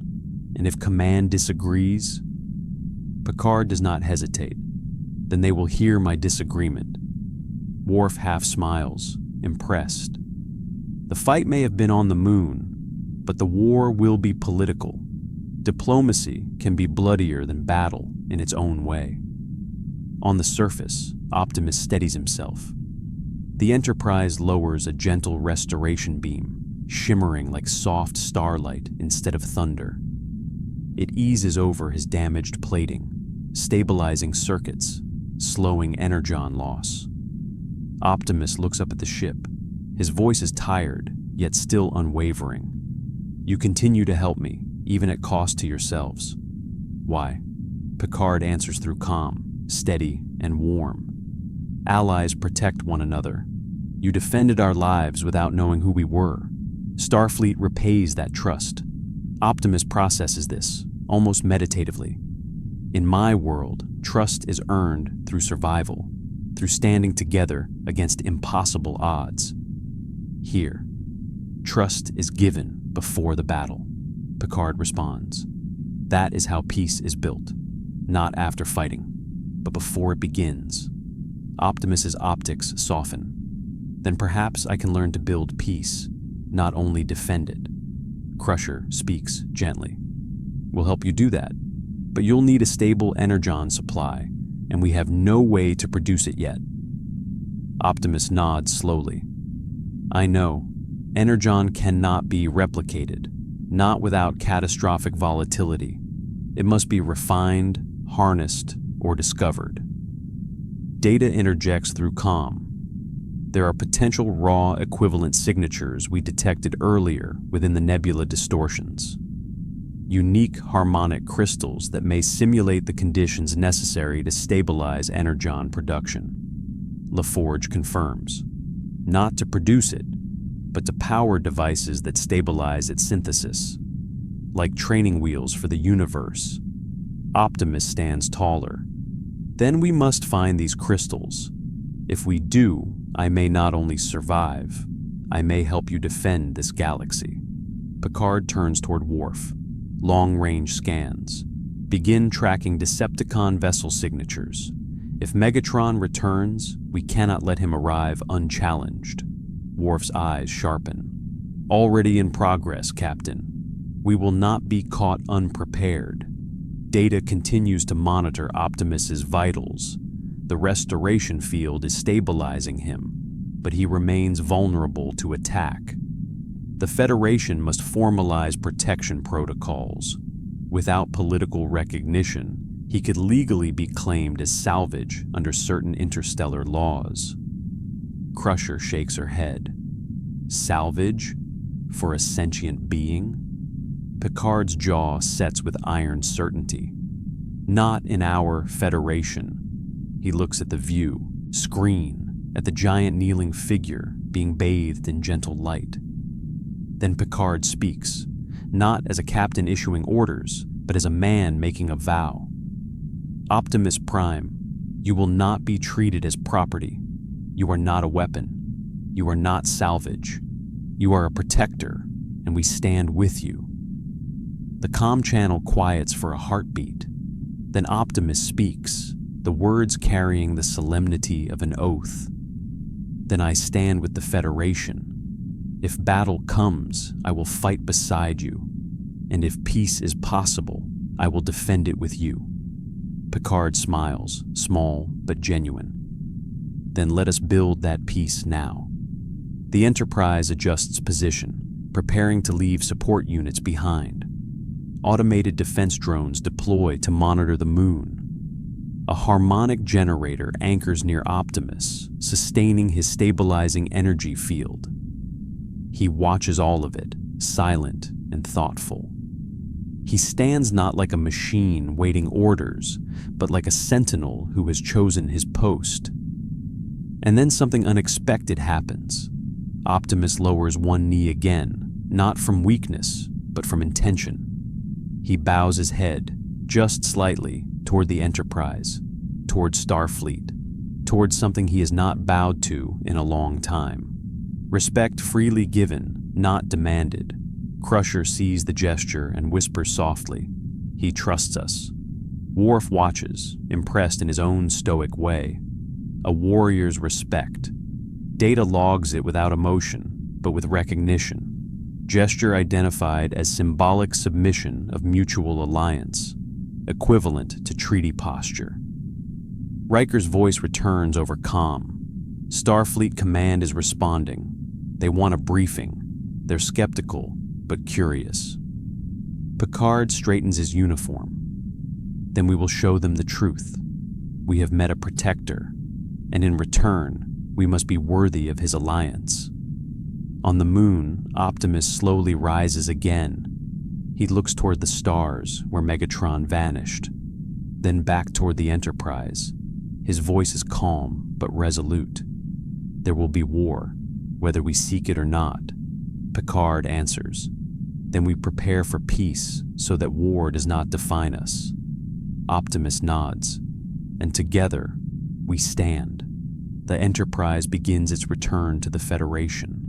Optimus remains on the moon, a colossal guardian, recovering, watching the stars.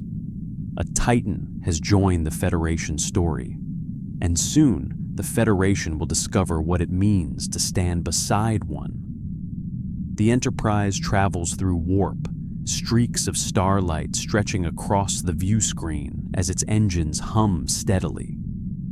The crew moves with quiet urgency, preparing reports, scans, and political arguments that will soon be presented to Starfleet Command.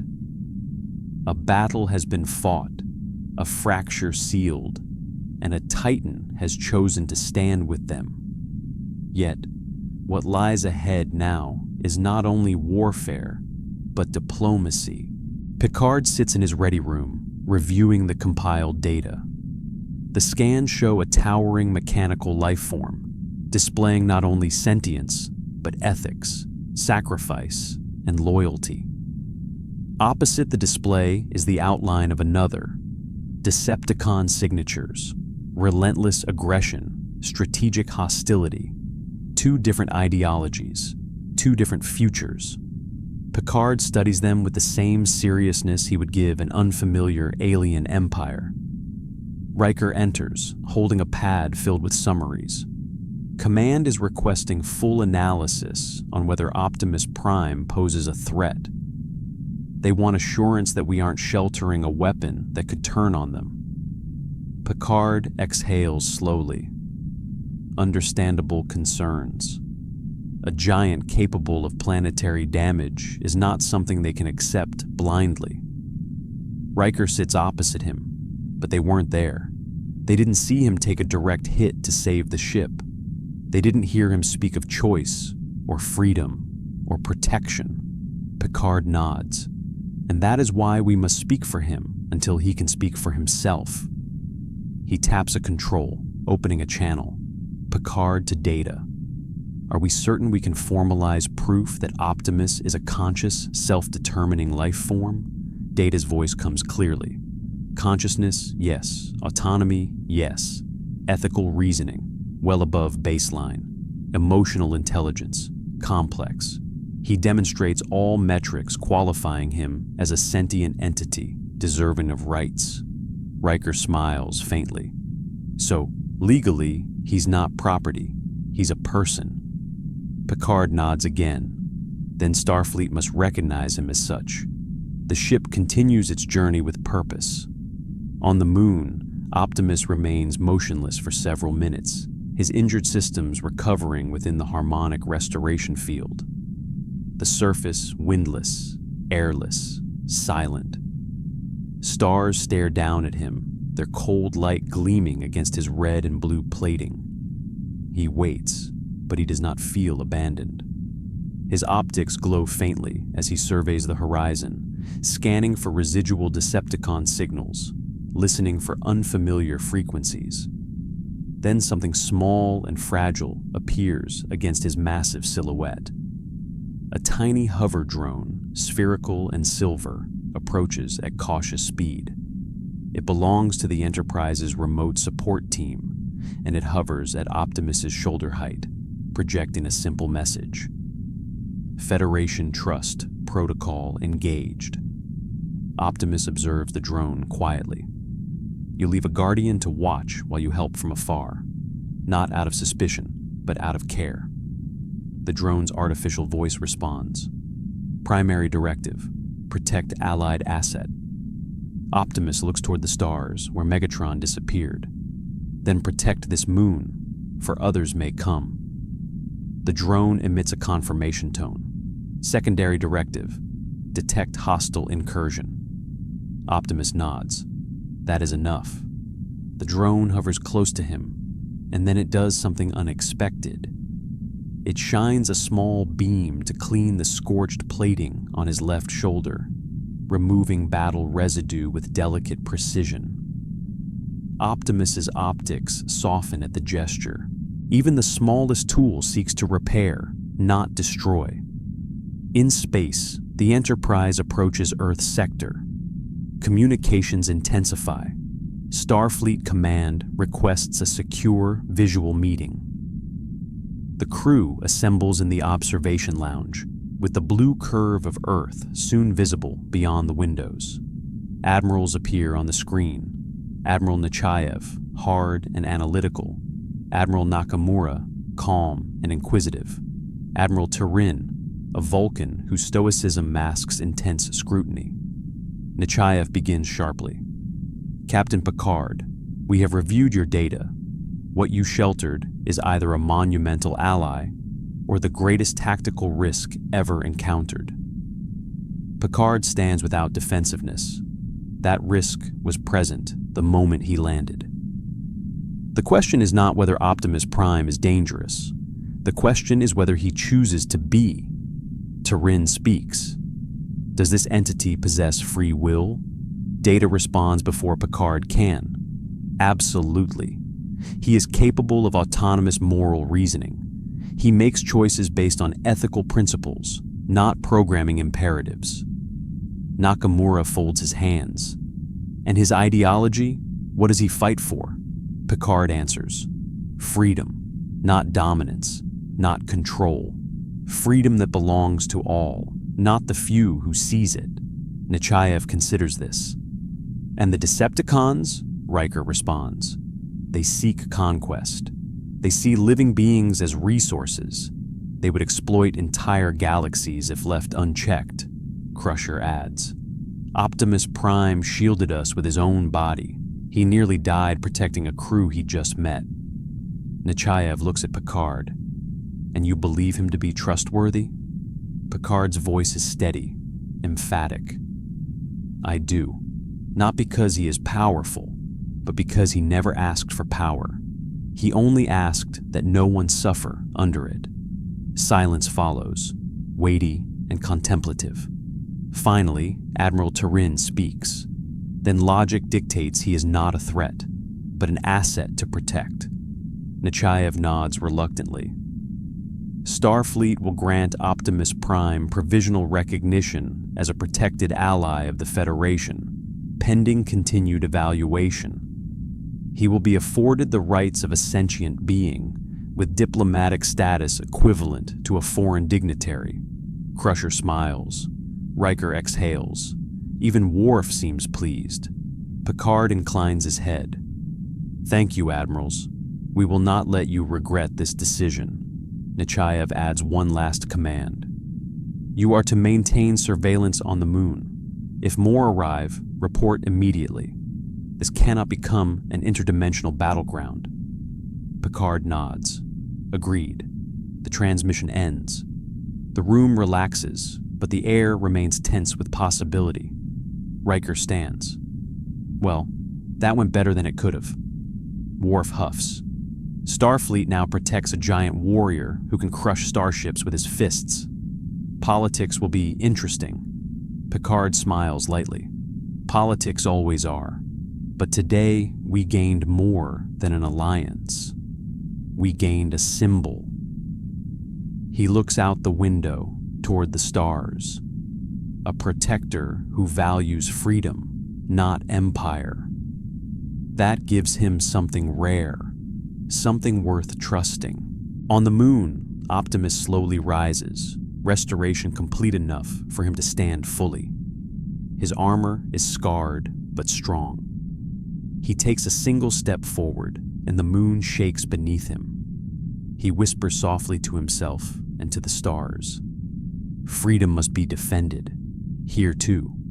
He looks toward the shimmering sky, no longer a stranger. now a guardian with a chosen home. The moon where Optimus Prime remains stationed is silent, but no longer feels lifeless. Drone sentries drift quietly around him like fireflies made of steel scanning the horizon. Harmonic stabilizers pulse with a slow heartbeat glow, keeping his energon balance steady. He stands like a fortress, but inside he is not still. He is thinking. He has seen many worlds across many stars. He has seen civilizations rise and fall. He has stood alone against armies and watched the cost of war burn entire futures to ash. He has been a leader, a soldier, a teacher, a guardian, but never before has he been asked to build peace before a battle even begins. He turns his gaze upward toward the stars where the Enterprise has gone to report and prepare. He is not used to others fighting on his behalf with words instead of weapons. He speaks softly, though there is no one to hear but machines. They choose peace before war. It is a rare path. The drone cleaning soot from his armor chirps in reply. He looks at it like a companion, tiny and fragile, but earnest. You tend to my wounds without fear. You show trust through action, not command. That is peace in its simplest form. The drone spins once, as if acknowledging him. A soft vibration in the ground catches Optimus's attention. Something is approaching, not from the sky, but from beneath the moon's surface. The drone alerts with a sharp tone, scanning for subsurface energy signatures. Optimus rests one hand on the ground, listening with more than sensors. He feels tremors, faint but deliberate, a resonant rhythm like something burrowing through rock. His optics brighten, not hostile, natural. He stands slowly. A deep fissure opens, controlled rather than explosive. A glowing mineral structure emerges, crystalline and humming with subspace frequency. Optimus studies it with awe. This crystal resonates like raw energon, but not destructive, harmonically stable. He kneels closer and touches it gently. It doesn't reject him. It responds. The drone scans and transmits data back to the nearest buoy. The crystal appears to have been growing beneath the moon's surface, fed by the residual tear in subspace. A side effect not meant to exist, yet impossible without the fracture. Optimus understands the gift within it. If refined, if studied, this could allow a peaceful source of energon, one that does not require war, mining, or destruction. A future, not a weapon, he whispers with reverence. This world gives more than it takes. A tiny flare of light races across the crystal. It glows brighter, as though acknowledging him. The drone hovers near it, completing its scan, then transmits a coded signal to the Enterprise. Millions of kilometers away, on Earth, Data's terminal beeps. He examines the readings, then immediately forwards them to Picard and LaForge. LaForge nearly jumps from his seat. Captain, this crystal is stabilizing energies that match energon frequency harmonics.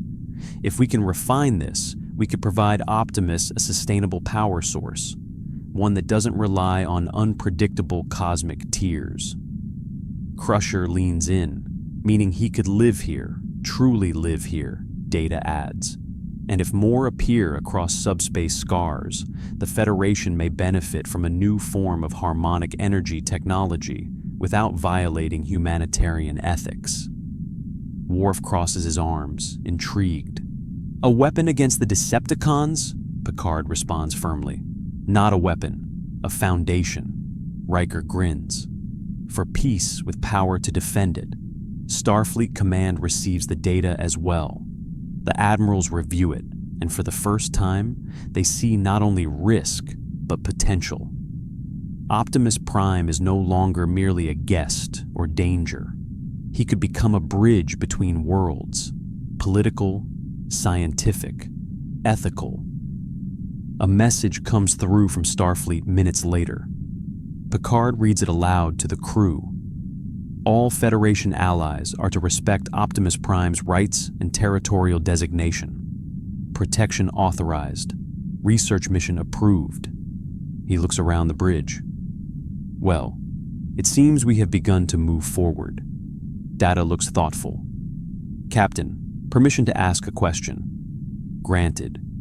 Do you believe Optimus Prime understands what it means to have a home here? Picard smiles faintly. I believe he is learning, and so are we. Back on the moon, Optimus finishes examining the crystal. He does not harvest it. He does not take it for himself. He leaves it where it emerged, marking the location for the Federation to study respectfully. He traces a symbol in the dust near it, not his Autobot insignia, but something new, something yet to be defined. A sign of cooperation. Then he stands and speaks not to anyone in particular, perhaps to the universe itself. I will not repeat the mistakes of my world, where power was hoarded and freedom fought over. If peace must be defended, let it be defended without sacrificing what it protects. He looks up again, and the starlight reflects off his optics like distant suns. Let this world not learn war before it learns unity. The drone projects a short, holographic message. Enterprise return, ETA pending. Optimus rumbles with faint amusement. Then I will wait, and watch, and guard. He stays like a sentinel sculpted of metal and resolve, a scarred giant resting his strength not on conquest, but on a vow. Time passes, silent but full of possibility. Far away, navigational beacons record Klingon movements. Romulan spies gather whispers. Cardassian networks trade rumors. Unknown signals vanish near the site of the fracture. The political universe stirs, as if sensing an unseen change. A Titan has chosen this galaxy, and the galaxy prepares to answer that choice. The Enterprise returned with the slow, dignified grace of a flagship nearing sacred ground. The moon below was no longer just a quiet rock orbiting a forgotten planet. It had become a symbolic boundary where two civilizations met, one of metal and memory, one of flesh and discovery. Optimus Prime stood in the shadow of his new sanctuary, watching as the starship approached. He felt a quiet shift inside his fuel pumps, something like anticipation, something like hope. The drone hovering beside him emitted a soft melody, a pattern of harmonic pings it had developed all on its own. It had begun to evolve since working beside him, influenced not by programming, but by presence. When the Enterprise's transporter beam shimmered into existence, Optimus stepped back instinctively. He still could not fit inside, and he would never be comfortable in a confined metallic enclosure again, not after eons of war inside ships like tombs. So Starfleet had learned to come to him, on his scale and on his terms. Picard, Riker, Data, LaForge, Worf, and Crusher materialized on the moon's surface, bundled in environmental suits where necessary.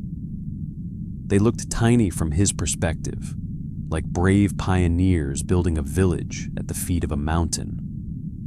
Optimus lowered himself into a respectful kneel. He was careful with movement now. Even a subtle shift of weight could produce tremors. He angled his towering body so that no shadow fell upon the crystal growth behind them. Welcome back, Enterprise crew. The honor of your arrival is not lost on me. Picard bowed his head slightly, the closest human gesture to matching the Autobot's formality. Optimus Prime, we return to offer our gratitude and an invitation. The Federation now recognizes your rights as an independent sentient ally with full protections.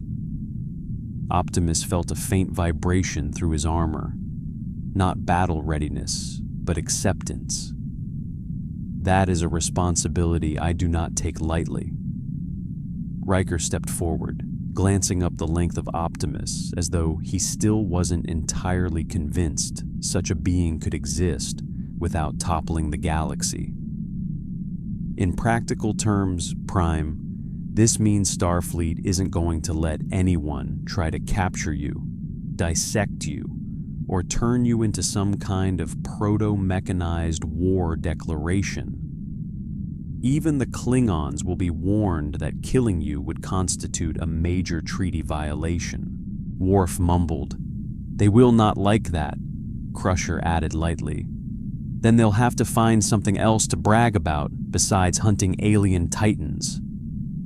Optimus's optics brightened like a faint smile. Your diplomacy is sharper than any blade. I see why Klingons respect you. Worf straightened, feeling oddly complimented. LaForge lifted a scanner, focusing it on the crystalline formation. We've reviewed your transmission. This crystal you found, it might be a groundbreaking energy source. If it remains stable as it grows, we might be able to synthesize small harmonic counterparts, like energon reactors built on principles of resonance instead of extraction. No mining, no war-based harvesting, just cooperation. Optimus looked toward the crystal as though it were something sacred. In my world, energy was fought over. Entire continents reduced to dust for control of its flow. The war began not because we lacked power, but because we wanted it only for ourselves. Data tilted his head in thought. And here, the crystal consumes no life, destroys no environment, and is not tied to conquest. Its development could represent a new ethical approach to energy procurement, a transformation through unity. Optimus did not respond immediately. Instead, he stared long into the crystal's heart. It pulsed with a slow rhythm, like a patiently beating star. Freedom must be defended, Data, but it must never again be fueled by the chains of domination. Picard nodded slowly. Then you share our values more than you know. Suddenly, the harmonic scanners chirped sharply. The drone swiveled, emitting urgent tones. A new energy signature erupted above the moon's atmosphere. The sky shimmered like rippling water in a storm. A spatial distortion began to form, small at first, then growing rapidly. Red alert. Picard's voice sharpened with instinctual command. Worf, report. Worf had already raised his tricorder. The distortion matches subspace fracture patterns, consistent with the tear that brought Optimus into our universe. The phenomenon is destabilizing. Something is trying to come through. Riker muttered. Let's hope it's not one of those purple ones you told us about. Optimus rose to his full height. The moon shook beneath his feet. He stared at the anomaly with dread he did not want to acknowledge.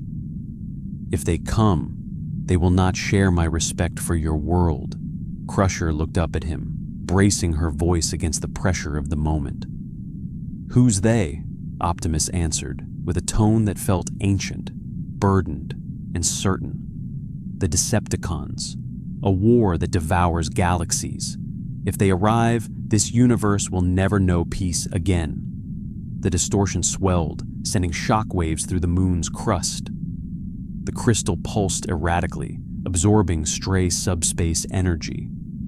Picard shouted above the escalating roar. Data, analysis. Data worked faster than speech. The anomaly is unstable, not fully forming. Whatever is trying to pass through lacks the harmonics necessary for complete integration. Something is blocking it. LaForge snapped.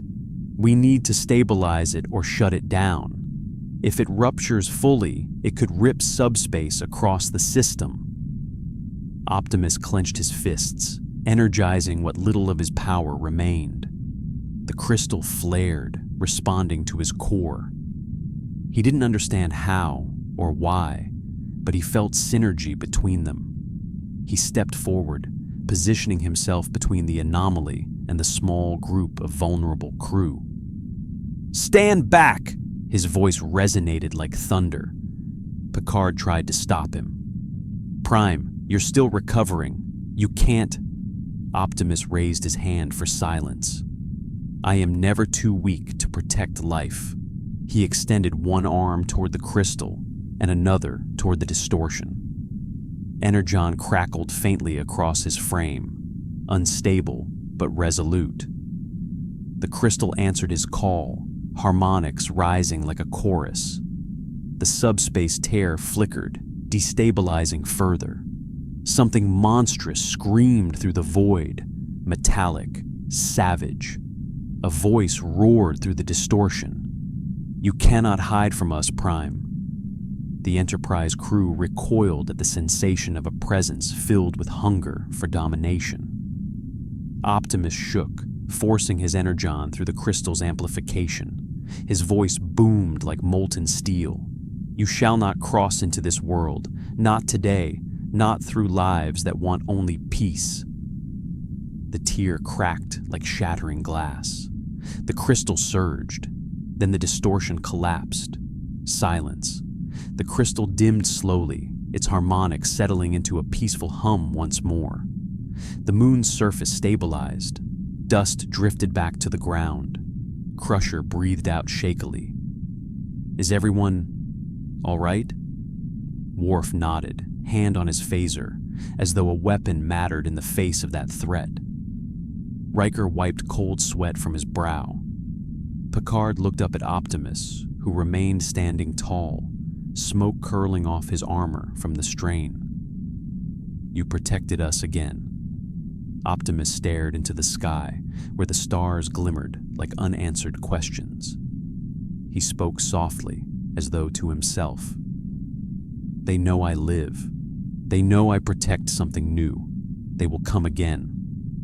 Picard placed a hand on the base of Optimus's metal foot, the only gesture possible across such a scale. "Then we stand together." Optimus bowed his head slightly, honoring the promise. Together. The ominous tension faded, replaced not with fear, but with resolve. That night cycle, Starfleet Command received the full transmission. Within days, the Federation Council issued a unified declaration.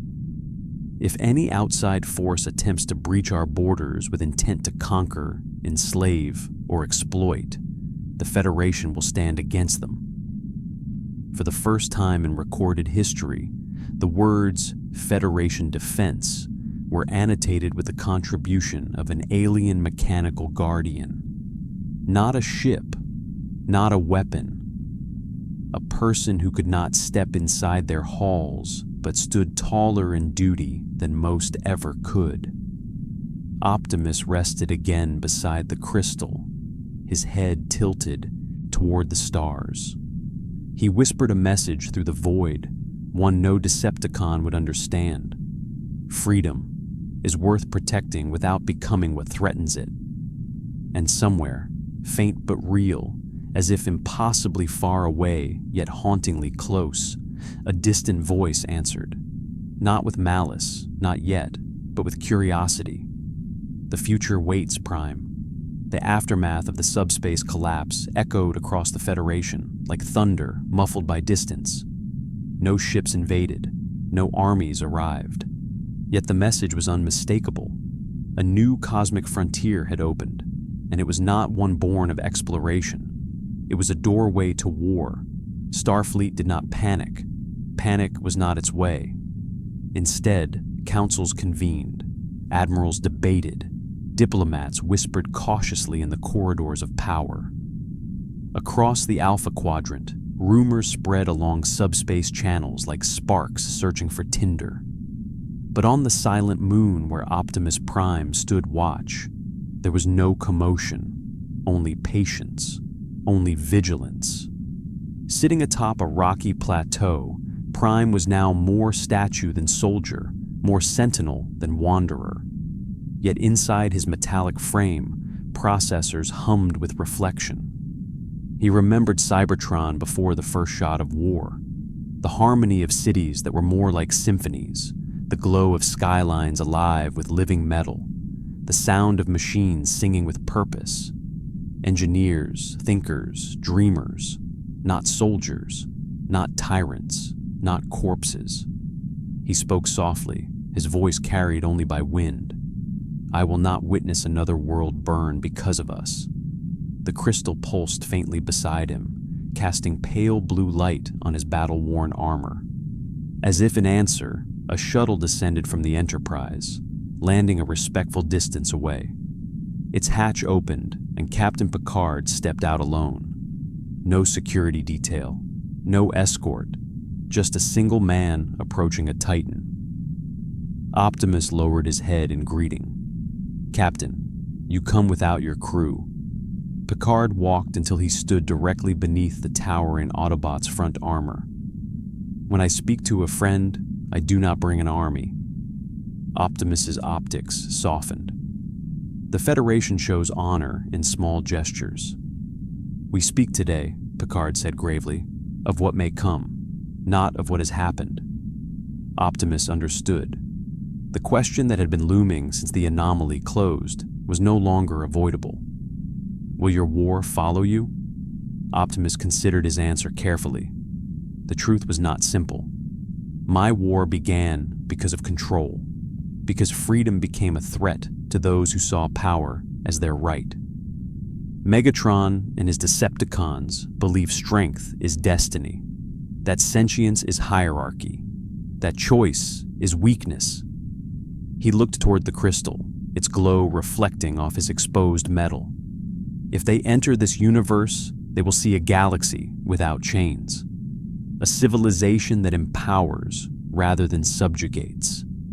They will see everything they sought to crush. Picard's voice dropped to a quiet, tense note. Then what is merely different will be seen as dangerous. Optimus shifted slightly, dust falling around him like rain. I fear that one day they will come not simply for me, but to conquer what this universe represents. Picard let the silence sit before answering. And what do you expect the Federation to do? Optimus looked down at him, not as commander to subordinate, but equal to equal. That is for your people to decide. I will not demand allegiance. I will not command aid. Freedom must be protected by choice, not obligation. Picard smiled, just barely. A philosophy profoundly similar to our own. A communications tone emanated from the captain's badge. Riker's voice broke through, charged with urgency. Captain, Starfleet Command requests immediate contact. They want confirmation on the energy anomaly, and they're requesting Prime's direct statements for strategic assessment. Optimus rumbled with quiet concern. Then decision arrives sooner than expected. Picard looked up at him with calm resolve. Then let us be clear in what we stand for before others choose for us. Before Optimus could respond, another figure beamed down in a shimmer of light. The transporter glow faded to reveal Data, holding a familiar device. A portable Federation subspace transmitter. Data bowed respectfully. Optimus, if you are willing, we can transmit your thoughts directly to Starfleet. You will not need to fit into their halls to be heard. Optimus admired the gesture, though he could not smile in human fashion. Your subspace transmitter will not reach what I intend to say alone. He leaned closer, towering but gentle. I will speak, but not as a weapon to be positioned, not as a soldier to be deployed. Picard nodded knowingly. As a guardian, Optimus's optics glimmered, as a witness to consequences. He activated the transmitter with a finger larger than Data's torso. The device pulsed with a clear, resonant tone. Across the Alpha Quadrant, Starfleet Command received connection authorization. A chorus of Admiralty voices came through the channel at once, overlapping, disorganized. Prime, this is Admiral Karkanor of... We require tactical assessment from... State your intentions within Federation borders. Why did the anomaly collapse? Optimus waited, letting the storm of questions burn itself out. Then he spoke, deep and steady. I am not a soldier seeking war. I am a leader seeking to prevent it.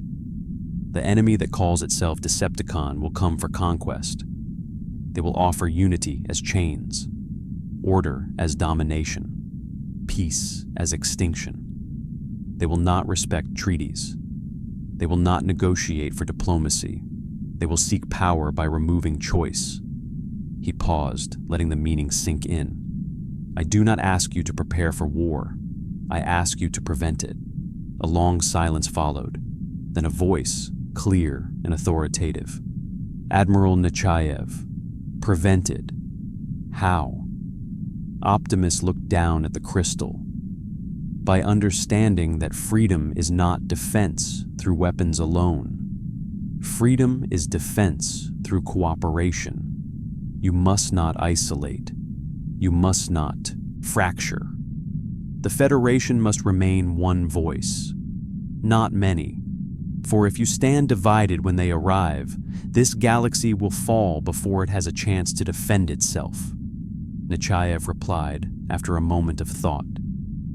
You speak as though this future is certain. Optimus answered with the weight of 6 million years of war in his chest. Because I have seen what happens to those who ignore the warning. The transmission ended. No one spoke. Not Picard. Not Data. Not even the drone. Finally, Picard placed a hand on the transmitter, breaking the tension. You have given them much to think about, and time to decide how they will stand. Optimus stared at the horizon. No, they do not have time. They must create it. The crystal pulsed again, as if aware of its own importance. Data looked up at Optimus. Your words may change the course of this galaxy. Prime shut down his optics for a moment, contemplating the burden. Words do not change worlds. Actions do. Picard stepped back, watching the silent Titan with new understanding. Then let us ensure that when the time comes, we act together. A distant nebula flickered like lightning across space, as if something stirred far beyond present sight. Not today, not tomorrow, but someday, Optimus Prime whispered to the stars. And on that day, freedom will have an army made of choice. Days passed, measured not by sunrise or sunset. This moon offered neither, but by the soft pulse of harmonic stabilizers and the steady cycles of Enterprise drones coming and going. Optimus Prime remained vigilant, a living fortress whose eyes never fully dimmed. Yet even he could see that a war was not what stood immediately before them. Education did. The Federation had never encountered a sentient mechanical species before. They understood silicon-based life, artificial intelligences, holographic consciousness. Yet Optimus was none of these. He was not code in a container, not a program in a projector. He was alive in a way that defied conventional definition. So Starfleet asked to learn, and Optimus began to teach. A research flotilla arrived in orbit. Shuttles, science vessels, and mobile laboratories. No weapons pointed outward, no militarization, only inquiry, study without conquest. It reminded Optimus of what Cybertron once was, civilization driven by curiosity.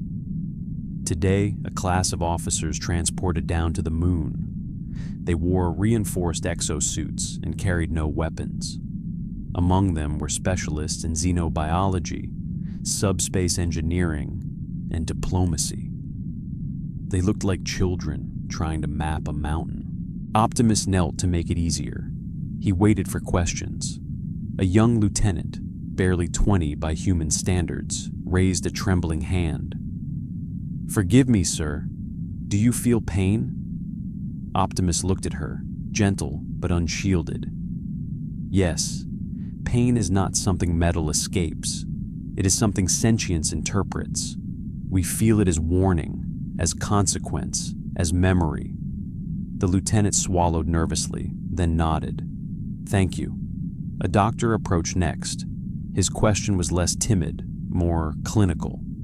"Your body produces energon. It also consumes it. Is it blood, fuel, or something else entirely?"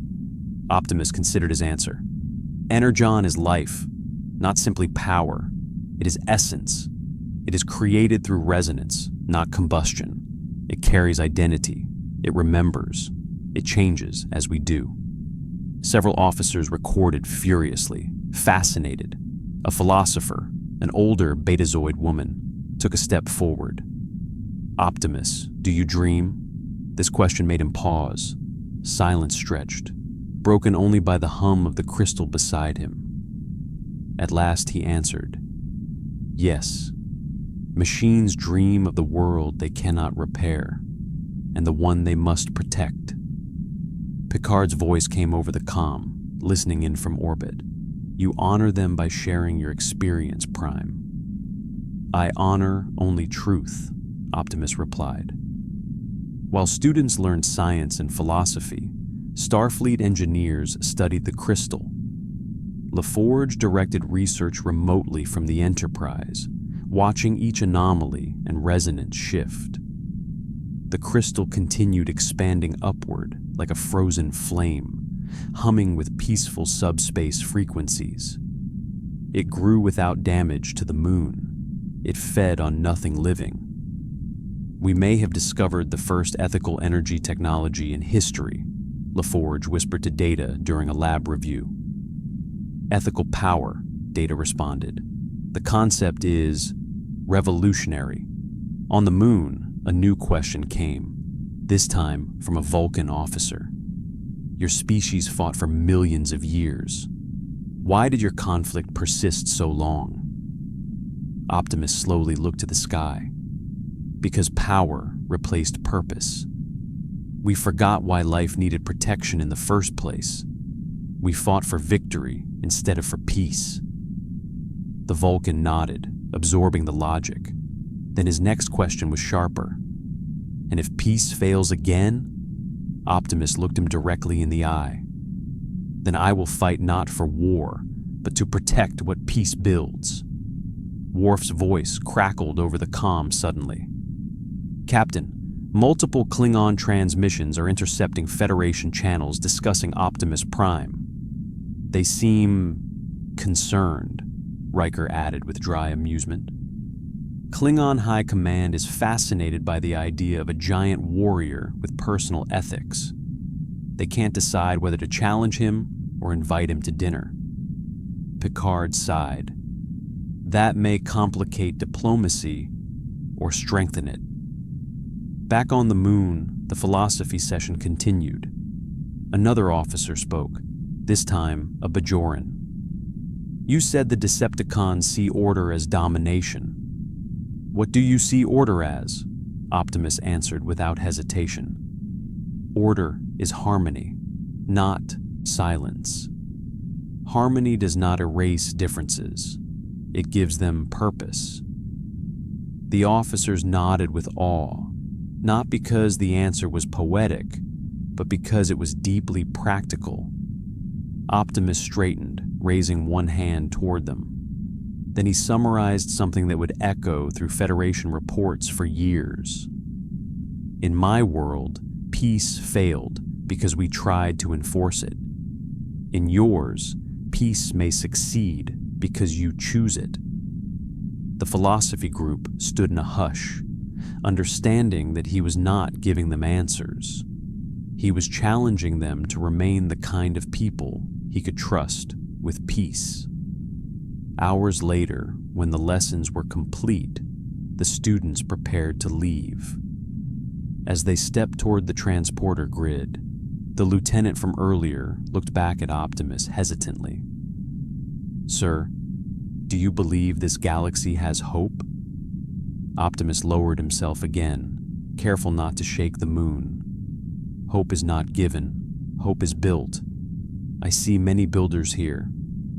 The lieutenant smiled despite herself, then disappears in blue transporter shimmer. When the final group left, only Picard returned. This time, transported a respectful distance away, walking toward Optimus alone. "You have changed something today," Captain Picard said. "I have only spoken," Optimus corrected. "Words change the future more than any battle," Picard replied. Optimus looked at him thoughtfully. "Then let the future be worthy of words." The two stood in silence for a moment. Then Picard said something unexpected. "Prime, Starfleet is considering a proposal.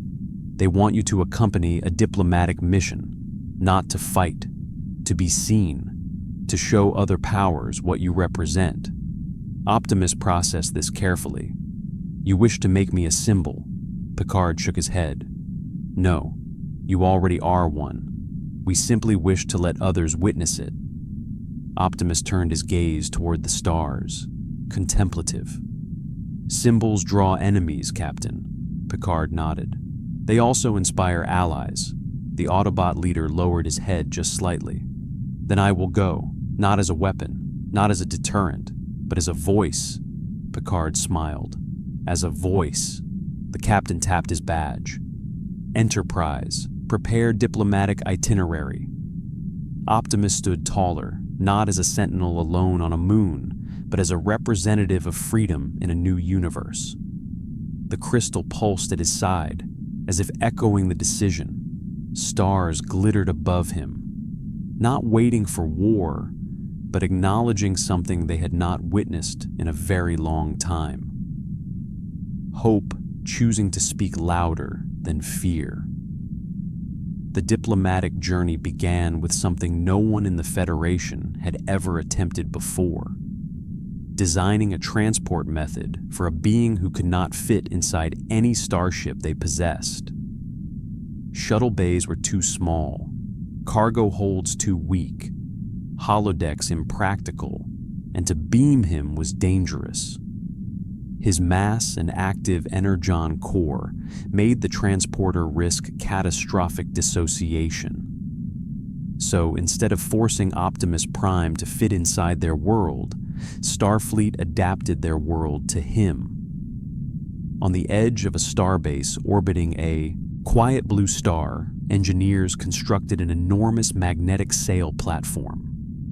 It resembled a starship docking cradle, but open to space, reinforced with graviton anchors and subspace dampening fields. Optimus would ride it like a knight riding the back of a cosmic wind, secured not by walls, but by intention. The first test came when a squadron of Federation tug crafts pulled the platform into position. Optimus stepped onto it carefully, the structure groaning under his weight until the graviton lock stabilized. He anchored himself with magnetic restraints built to clamp onto his ankles, arms hanging loosely at his sides. He looked oddly peaceful standing there, a colossus resting on an open platform drifting in orbit. Data examined him from a nearby shuttle, calculating power load. Structural integrity stable. Energon output within acceptable limits. LaForge, supervising engineers below, whistled in admiration. Who would have thought we'd be building starships a passenger could stand on rather than sit inside? Riker responded over comm, half amused. First time in Federation history, we're flying a diplomatic envoy like a monument strapped to a parade float. Worf grunted. A monument that can crush a cruiser with one hand. Picard stood in the command chair of the Enterprise, watching reports come in with a quiet satisfaction. Humanity and its allies were learning to welcome a being without trying to shrink or control him. That was progress. Optimus remained still as systems stabilized around him. He did not complain about the magnetic clamps. He did not ask for modifications. He let the Federation do as it must, because cooperation meant adaptation, not comfort. Picard opened a channel directly to him. "Prime, we are ready to begin. Our destination is New Vulcan Colony." Optimus turned his head slightly. Vulcans, a people guided by logic. Few wars, great knowledge. They may understand the threat before it arrives. Picard nodded. That is the hope. The platform jolted as warp field moorings engaged. The Enterprise took point, attaching the structure to its warp bubble. The immediate effect was breathtaking. A colossal mechanical guardian, bound not inside a ship, but carried alongside one, riding warp like a silent thunderbolt. Stars stretched into lines, space folded like silk, and Optimus Prime entered warp for the first time, not as cargo, not as prisoner, but as honored envoy. He closed his optics and listened. Warp was not mere propulsion. It was vibration, subspace singing. He felt its hum in his frame, resonating with his core. Beautiful, like a choir of stars collapsing into harmony. The journey lasted only minutes. To Optimus, it was like breathing in a cosmic memory. They arrived at New Vulcan. The world below was austere and ancient, a place of philosophical rebirth following the destruction of the original Vulcan. Tall spires rose like cooling lava, frozen mid-eruption. Logic and emotion existed here, as a wound still, healing, like a species rebuilding its soul. The Enterprise hailed the planet. New Vulcan Council, this is Captain Jean-Luc Picard, requesting approach for diplomatic envoy. A Vulcan voice responded with calm composure. Captain Picard, we acknowledge your request. We were informed of your arrival, but not of your guests. Scale, Riker muttered. They're going to need bigger stairs. Worf smirked. Vulcans do not need stairs. They meditate above them. Optimus heard the dialogue, but spoke nothing until the Vulcans responded again. Docking platform will be extended, transport permitted. Picard signaled readiness. Engage landing sequence. The magnetic platform disengaged from warp anchoring and began descent, guided by tractor beams. Optimus stood like a statue atop a falling temple, descending toward a world where logic outweighed fear. Vulcan citizens gathered to witness him, some curious, some perplexed, some unsettled. They had seen many species, but none so tall, none so heavy, none so solemn.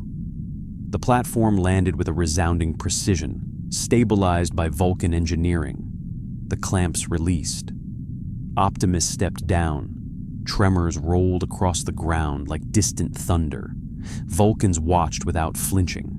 They cataloged, analyzed, assessed. A Vulcan elder approached him. Her robes were deep amber, her expression neutral. You are Optimus Prime of Cybertron. He bowed his head slightly. Leader of the Autobots, yes. But here, I stand not as commander. I stand as guardian. I seek not control. I seek cooperation. The elder studied him for several seconds. Your philosophy is one of freedom through reasoned protection. Optimus regarded her with quiet approval. You understand. We evaluate you not by your power, she continued, but by your restraint. Optimus paused. Restraint? It is logical, she said. Only a being strong enough to conquer, and yet choosing not to, does we deem worthy of trust. Optimus's optics glowed faintly. Then we share the same premise. The Vulcan elder inclined her head. Then our dialogue may begin." She invited him to follow. Picard and a small team began walking alongside her, Optimus pacing carefully to their right. Every step was a measured gesture to avoid collapsing architecture or alarming onlookers. The Vulcans led them through a courtyard of obsidian stone reflecting desert sky. Meditation fires burned inside crystalline basins, emitting faint whispers of heat. A circle of stone seats awaited them, but none large enough for Optimus. He remained standing, towering among them, not intruding, not superior, just present. The elder raised one hand. "Let us discuss the matter of defense, diplomacy, and the threat you foresee," another elder interjected. "We must consider if Prime's presence invites danger." Optimus answered for himself. "Danger exists regardless of my presence, but unity can prepare for it." The Vulcans listened, and Optimus spoke not of fear, but of prevention, of unity through shared values, of preparing not to conquer an enemy, but to ensure that if an enemy comes, they find no fractured world to exploit. Hours passed like minutes. Vulcans debated with calm precision, tested philosophical premises, and challenged Optimus on ethics, morale, and logic. Throughout it all, Optimus remained patient, answering every inquiry with clarity and honesty. At the end, the elder stood again. "Optimus Prime, we acknowledge the necessity of preparation. We accept that your war is not sought, but may arrive regardless. Vulcan will contribute to diplomatic stabilization efforts. Logic dictates cooperation." Optimus bowed his head. "Then logic has become strength." Picard turned to him with a quiet smile. "A peaceful world stands with you, Prime," Optimus replied, voice soft but resonant. "Peace stands with itself. I merely stand beside it." As they prepared to depart, Vulcan children peered from a distance. One stepped closer, a small boy with curious eyes. He spoke with the blunt honesty of youth. "You are very large." Optimus knelt, lowering his massive frame until he was nearly eye level with the child. "And you are very brave to state the obvious." The boy tilted his head. "Are you afraid?" Optimus paused. "Yes. Those who are never afraid do not understand what they must protect." The boy nodded, satisfied. "Then you will protect well." Optimus felt something akin to warmth in his spark, perhaps even hope. As the platform rose into the sky for departure, Picard watched Optimus in silence, absorbing the moment. Vulcan had not feared him. It had challenged him, tested him, and chosen reason. One ally gained, not through war, but through thought. The diplomatic convoy left New Vulcan colony behind with quiet success, and for the first time since his arrival in this universe, Optimus Prime understood what it meant to earn alliance, not through shared battle, but through shared philosophy. He had stood before a world defined by logic, and logic had chosen cooperation. Yet the Federation was vast, full of hearts less calm than Vulcan minds. The next destination was not peaceful. It was a world where conflict carved identity, where glory was measured not in restraint, but in triumph. Konos, homeworld of the Klingon Empire. The moment the magnetic platform carrying Optimus entered Klingon space, a chorus of harsh, guttural subspace transmissions struck the Enterprise. Multiple Klingon vessels decloaked to accompany them. Escort or threat? It was unclear. Worf glared at tactical readouts. "These ships are not here to protect us. They are here to inspect our guest." Riker leaned in. "Or to make sure we don't bring a weapon to their doorstep." Picard kept his voice level. "Then we must show them that we bring no weapon at all." Outside, Optimus remained standing on the exposed platform in open space. Klingon birds of prey circled him like hunting beasts stalking a leviathan. Their impulse engines roared at full burn to keep pace with him and the Enterprise. A few Klingon warriors even opened their external viewports just to stare at him through space glass, awestruck. Optimus could feel their eyes on him, not fearful like some humans might be, not curious like Vulcans, but measuring him, weighing him as though he were a sword or a trophy. He spoke to Picard privately over a secure frequency. Klingons respect power. They will judge me by one standard alone, whether I am strong enough not to be used. Picard responded softly. Then let us show them strength without conquest. The convoy landed on Kronos with storm-like gravity, the platform making a thunderous impact as it touched down upon reinforced stone. Klingons assembled in ranks, warriors, generals, even members of the Chancellor's Council. A crowd of towering soldiers, yet still dwarfed by the presence of one metal titan. Chancellor Martok himself stepped forward, a scarred warrior whose remaining eye burned with hard-earned wisdom. He approached Optimus without fear, his gait like rolling thunder. He looked up, eyes fierce. You are Optimus Prime, wounded once, yet standing tall.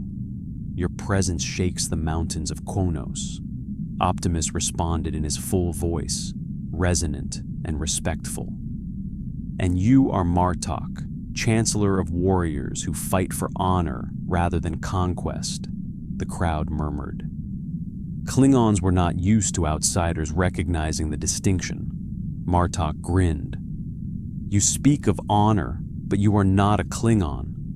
Why should we trust that your strength serves honor and not cowardice? Optimus lowered his massive frame into a kneel, not submissive, but symbolic, meeting Martok at his level.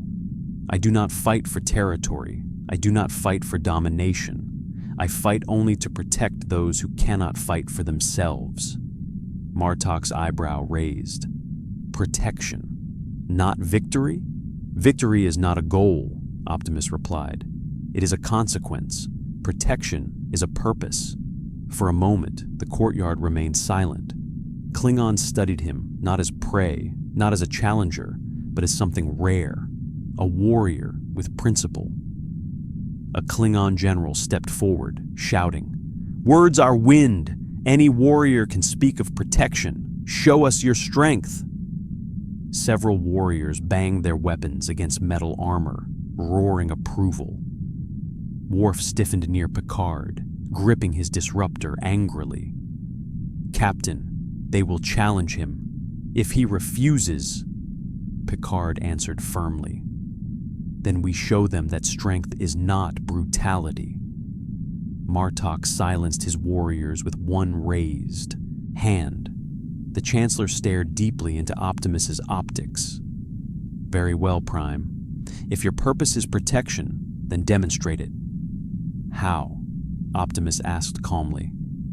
Martok gestured to the warriors, who shifted to reveal a young Klingon boy behind them, barely into adolescence, proud but untested. He held a traditional Klingon mek'leth blade awkwardly.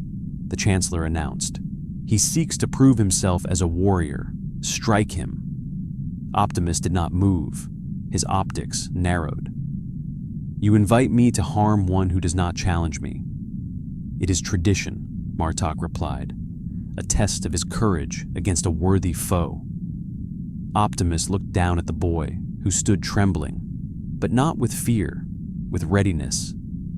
Then the Autobot stood tall, stepping forward.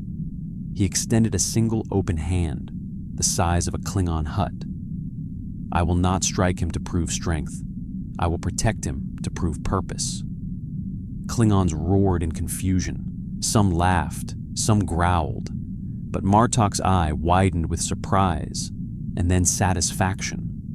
The test changed in an instant. He shouted, Then protect him from us."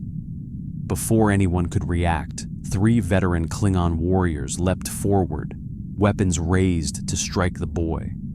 The child held his blade up, but he was nothing before their assault. Yet their weapons never reached him. Optimus moved like thunder. His hand slammed into the ground between the boy and the warriors, sending shockwaves across the courtyard. Metal fingers shielded the child without crushing the ground beneath him.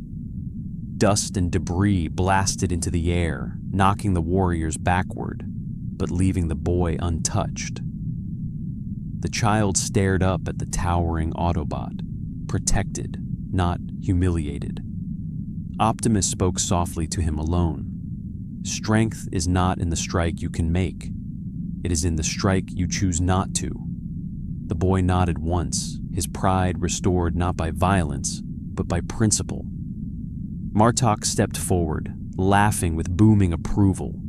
"Ha! You protect a warrior's future rather than proving your own supremacy. You guard honor instead of claiming it. You have shown Klingon strength more clearly than any battle." Klingons roared in support. One voice bellowed, "Optimus! Optimus! Optimus!"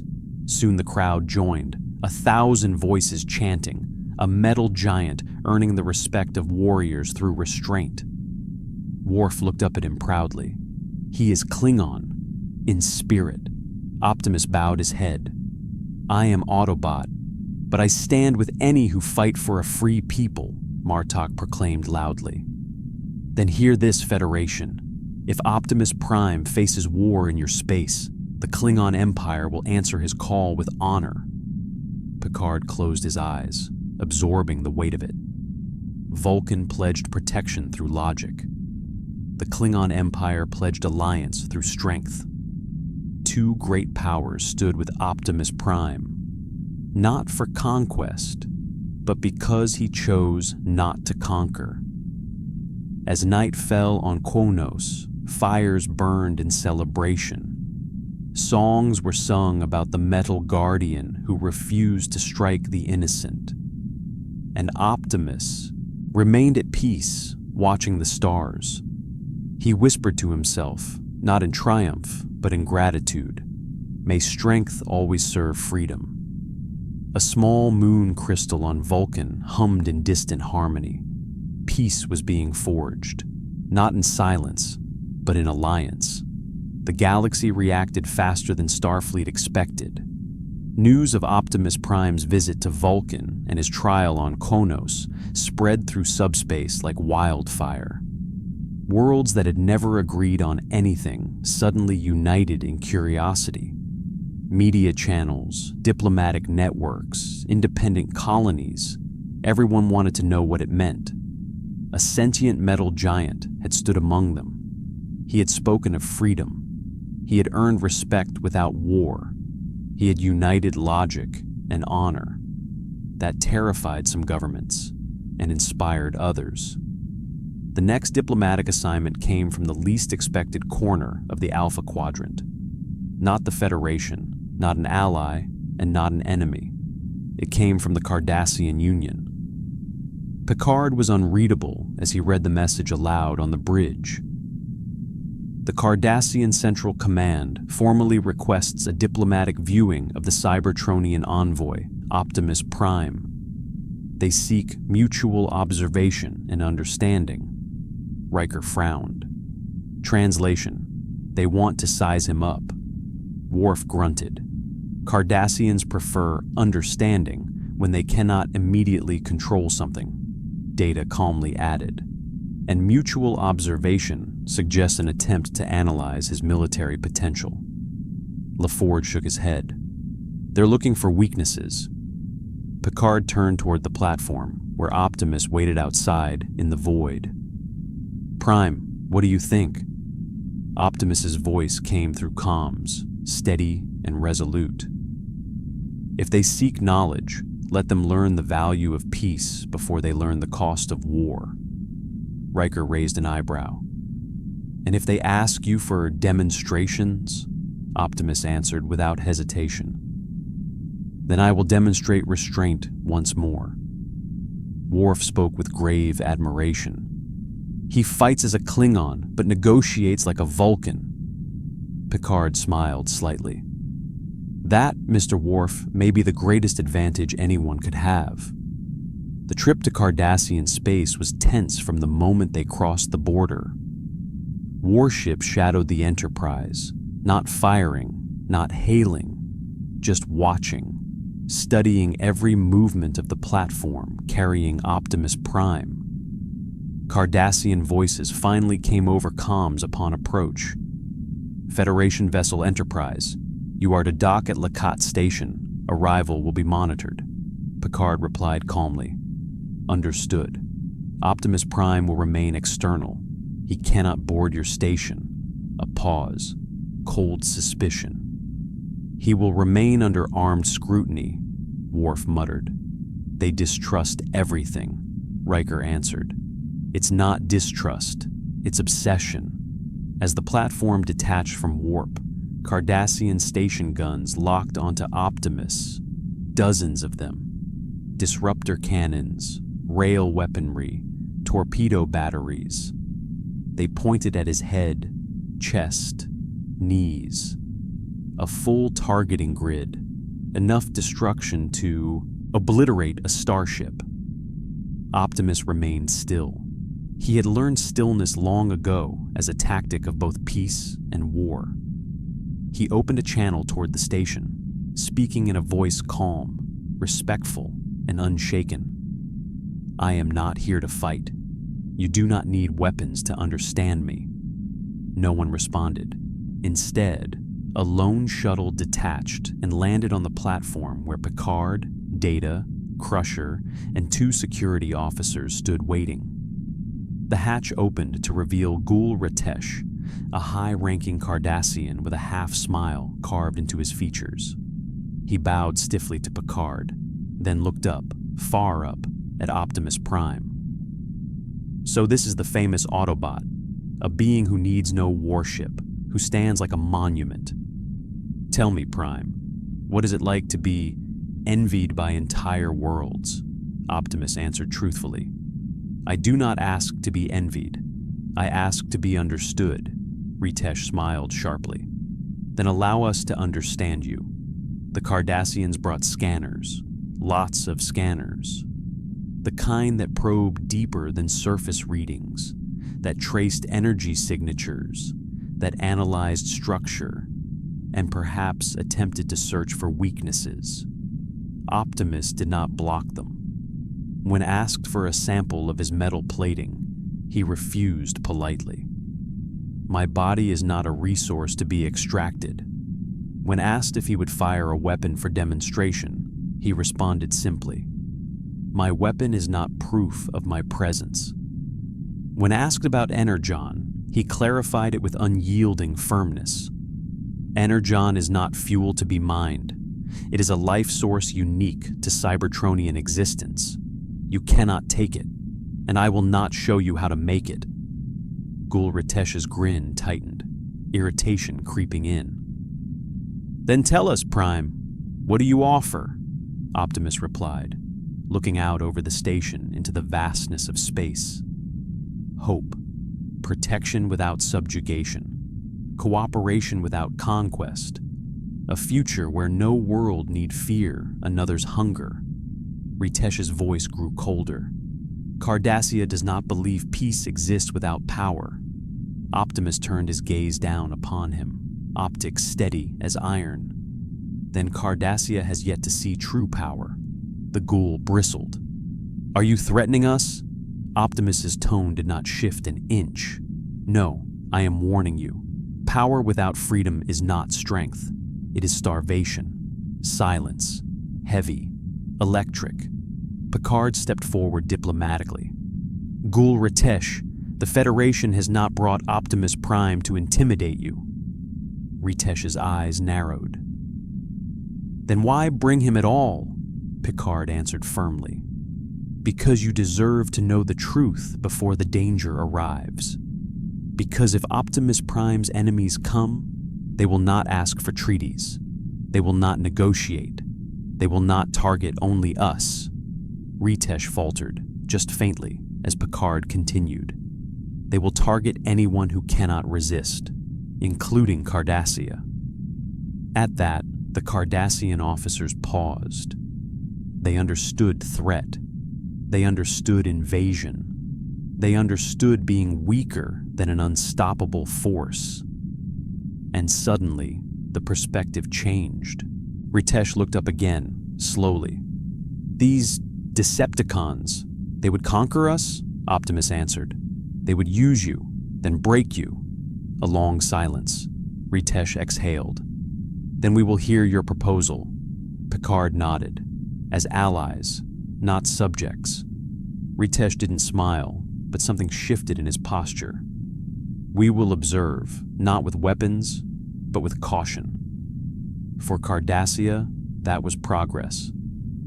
Hours later, as the meeting ended, a junior Cardassian officer approached Optimus quietly, avoiding his superior's eye. Her voice was quiet, unsure. You protect those who cannot fight. Does that protection extend to a people recovering from their own mistakes? Optimus's voice softened. A people are not defined by their past, but by the future they choose. The officer nodded slowly, relief washing over her features. As they returned to the platform, Picard looked up at Prime. You handled their suspicion better than any speech we could give. Optimus answered gently. I have faced tyrants who demanded loyalty. I will not become one by demanding friendship. Picard smiled. Then the Federation has found a diplomat far greater than it expected. The massive Autobot looked toward the stars. Not a diplomat, a witness, a protector, until the time when protection becomes necessary. Cardassia did not cheer like Klingons. They did not philosophize like Vulcans. They observed. And that observation planted a seed, not of fear, but of preparation. 3 powers now stood aware. 3 different civilizations choosing unity over panic. Something was forming, not an alliance of armies, but an alliance of intentions. And far beyond them, in the cold void between worlds, something else listened. Something that understood unity as threat. The diplomatic platform returned to Federation space under armed escort. Not because the escort feared Optimus Prime, but because word of him had spread. Everywhere the convoy traveled, other governments sent ships to observe, to study, to judge. Vulcan had offered logic. Kronos had offered honor. Cardassia had offered caution. And now the surrounding systems whispered with curiosity, suspicion, even hope. Optimus Prime was no longer a mystery. He was a presence. But presence has consequences. The first sign came from unexpected silence. It began as a gap in subspace communications. A narrow band. Nothing dramatic, nothing alarming at first. Merely quiet. Too quiet. On the Enterprise bridge, Data spoke calmly, but with quiet unease. Captain, there is a localized communication disruption across a sector near the border of Breen space. Subspace transmissions are being absorbed. Riker frowned. Absorbed? By what? Data calculated. Unknown at this time. The pattern is not natural. It is targeted. Picard stood. Could it be a weapon? LaForge's voice chimed in from engineering. It's not jamming. It's siphoning. Something is drinking subspace signals, converting energy from communications. Worf's brow furrowed. A trap. But Picard's gaze shifted toward the view screen, where Optimus stood on the external platform like a colossal sentinel riding the stars. Prime, do you recognize this? Optimus's voice came low, heavy with dread. Yes. Picard waited. The bridge waited. Even the stars seemed to hold still. This is how it begins, Crusher whispered. How what begins? Optimus answered with hard truth. In my universe, before the Decepticons invaded a world, they severed its communication. They isolated it. They made it feel alone. And when a world believes no one is coming to help, Worf finished the sentence grimly, it becomes easy to conquer. The bridge fell into grim silence. But then Data spoke again. There is more. The pattern is directional, not spreading randomly. It is searching. Searching, Picard repeated. For what? Optimus's voice tightened. For me. Riker's eyes widened. That means Megatron is trying to find you through subspace drain? Optimus confirmed. Decepticon hunters scan universes through absence. They follow fear, silence, and isolation. Picard's resolve sharpened. Then we cannot let this region stand alone. Worf stepped forward. Captain, I recommend we investigate the disrupted sector, and if necessary, defend it. Picard nodded. Agreed. Helm, set a course. Maximum warp.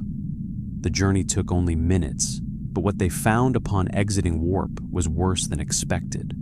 A star system darkened. A colony world, lights flickering across its surface like dying embers.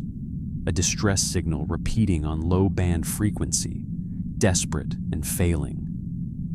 This is Colonial Haven, Riker whispered. A neutral system. They don't even have defenses strong enough to repel smugglers. Sensors crackled with failing transmissions, voices broken by interference. Can't hold out. Shields failing. Something in orbit, then static. Picard leaned forward. On screen, the view shifted to orbit above the colony. And there it was.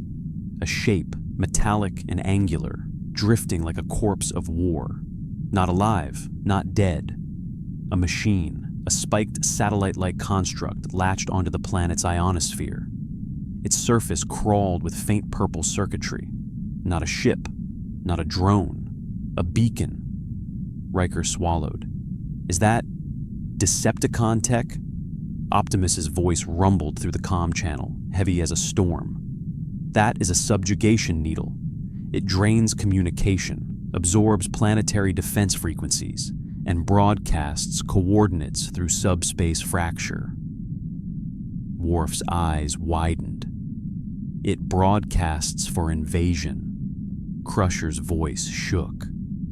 It's calling them. Optimus spoke again, his tone hardening. We must remove it before the signal completes. Picard raised his hand. Options? LaForge responded first. We can target the power core with phasers, but it's feeding off the planet's ionosphere. If we hit it at full strength, we'll scorch the atmosphere. Crusher gasped. That could kill thousands. Data offered alternatives. A precise deflector pulse could destabilize its frequency. If we harmonize with Prime's energon resonance, he could sever its anchor without impacting the atmosphere. Optimus nodded slightly. I can disable it if you strengthen my energon reserves through the harmonic field, LaForge cautioned. But if we boost him too high, his core might destabilize again. Optimus answered quietly. The risk is mine to take. Picard made the decision. Then we do it. Data, LaForge. Synchronize the deflector to Prime's energy signature. The engineering decks erupted into motion. Shields rerouted. Deflector repurposed. Harmonics calibrated to a frequency no human ear could hear.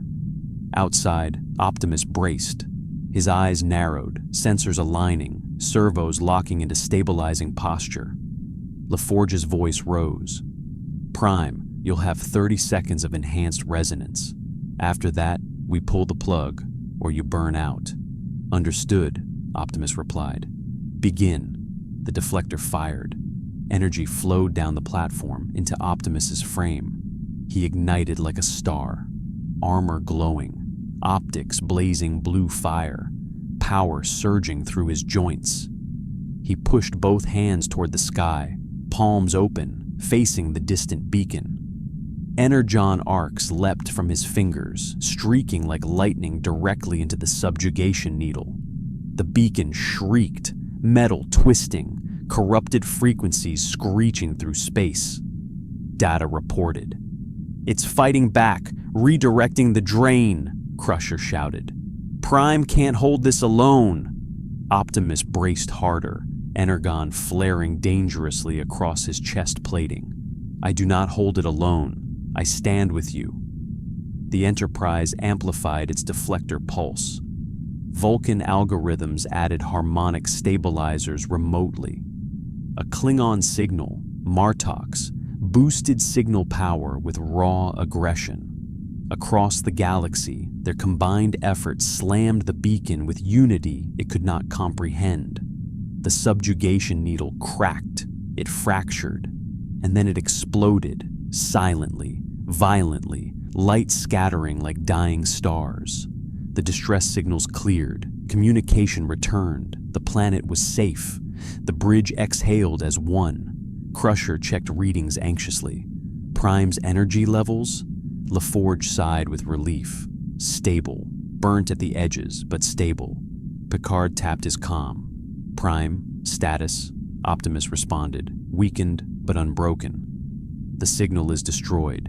The invasion has been delayed. Delayed, not prevented." Riker whispered the implication aloud.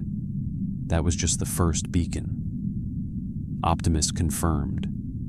"There will be more. They are mapping this universe now, testing it, searching for weakness." Picard turned toward the stars. "Then we give them none to exploit." Optimus lifted his head, gazing into the void, voice deep and resolute. "Then we must unify what they would divide." Worf growled in agreement. "Make the Federation impossible to conquer." Data nodded. A galaxy united not by fear, but by choice. Optimus added one final truth. "And when they come, they will find not one defender, but many." Outside, faint subspace ripples echoed from somewhere far away, as though something massive listened, as though something calculated, as though war had begun with a single quiet beacon. The galaxy held its breath. The destruction of the subjugation needles spread across subspace like a tremor, felt not in sound or light, but in the sudden awareness of danger. Governments that had dismissed Optimus Prime as curiosity or myth could no longer ignore the truth. Something from another universe had begun testing the Alpha Quadrant, and what was tested was never left untouched. On the Enterprise bridge, silence lingered after the needle's explosion. No one rushed to leave orbit. No one spoke of triumph. Victory felt too thin, too fragile. A colony had been saved, but the invasion had not been prevented, only postponed. Optimus Prime remained on the external platform, energy still thrumming through his frame, armor scorched faintly from the power surge. He gazed into deep space where no stars twinkled and no planets orbited, a void like an open wound. Picard broke the quiet. "Prime, what are the Decepticons doing now?" Optimus did not answer quickly. He listened, not with ears, but with instincts shaped by eons of conflict. When he finally spoke, his voice carried somber certainty. "They are waiting," Riker frowned. "For what?" Optimus answered. "For us to choose fear, for us to divide. They do not conquer through assault. They conquer through collapse," Worf growled. "Then they will learn that this galaxy does not break so easily." Optimus finally turned toward the ship, gaze meeting the bridge through reinforced viewports. "Then we must make certain of it." The bridge crew exchanged looks. They understood. The Federation, Klingons, Vulcans, even Cardassia, they had all been part of the growing alliance of intent. But intent alone was not enough. Picard stood, voice firm. "If this threat targets the whole Alpha Quadrant, then defense cannot be a matter of borders. We need formal coordination, joint strategy, shared communication, not temporary arrangements. Riker nodded. A coalition, data clarified. To stand against a force that destroys unity, we must create unity before it is tested, LaForge added. And we need to understand energon, the crystal, Prime's biology, everything. If we can produce sustainable energy, we'll remove the incentive for war-based power. Crusher looked at Optimus's damaged plating. And we must learn how to heal you, not just keep you functioning. Optimus listened to every voice, every thought, every resolve. For the first time since. Arriving in this universe, he felt something rare, something even Cybertron had lacked before its wars. Possibility. Hours later, the Enterprise entered Federation Council space. Optimus Prime descended not to a moon, not to a hostile world, but to the very heart of interstellar diplomacy. Starbase Unity, a neutral station built jointly by multiple species. Admirals, ambassadors, and envoys gathered. Vulcan robes shimmering like flame in still air. Klingons standing stern with newfound respect. Cardassians watching carefully, curious but guarded. Humans, Andorians, Trill, Tellarites, Bajorans, even Ferengi observers waited with eager speculation. Optimus stood outside the gathering chamber, too large to enter. Instead, the chamber wall itself retracted, transforming into a balcony so the delegates could look upon him directly, not through screens. Picard stepped forward as representative, but not as the voice of the Alliance. He turned, addressing both Optimus and the room. We stand here because something beyond our understanding has tested us. It will test us again, and we must not answer that test as divided nations. We must answer it as a galaxy. Murmurs swept through the delegates. Picard continued. We propose the creation of a unified defense and knowledge initiative, one not led by weapons, but by cooperation, one that protects freedom through unity. A new interstellar accord, the prime directive of peaceful defense. Worf stood beside him like iron personified. Under this accord, no world stands alone when faced with forced subjugation. All who sign the directive will answer a call for protection. No government may surrender freedom to prevent war. Turin, the Vulcan admiral, raised an eyebrow. A logical safeguard against fear-based capitulation. Martok slammed his fist on the railing, grinning fiercely. A shield forged from many. Let enemies strike, and they will meet the wall of our honor. Cardassian envoy Ritesh stared at Optimus. A treaty that prevents conquest without requiring surrender of autonomy. Interesting. Even the Ferengi whispered among themselves, calculating profit in peace. Picard gestured to Optimus. This being stands not as our weapon, not as our bargaining chip, but as proof. Strength that refuses conquest can unite instead of dominate. Optimus bowed his head slightly. I will not lead your armies. I will not give orders to this alliance. But if any who sign this directive face invasion, I will fight beside them. A hush fell. Not victorious shouting, not childish applause, something deeper, trust. Then it happened. One by one, Vulcan, Konos, Cardassia, Bajor, Andor, Teller, Trill. Their envoys touched the treaty console, adding their sigils beside the Federation's. Not an alliance of war, an alliance of protection. The prime directive of peaceful defense was ratified. After the ceremony, Picard returned to the open balcony where Optimus remained. The station lights glowed against his scarred armor, illuminating him like a monument to conviction. Picard spoke softly, so only Optimus would hear. You have changed this galaxy already." Optimus looked to the stars. "I have only reminded them that peace must be chosen and defended."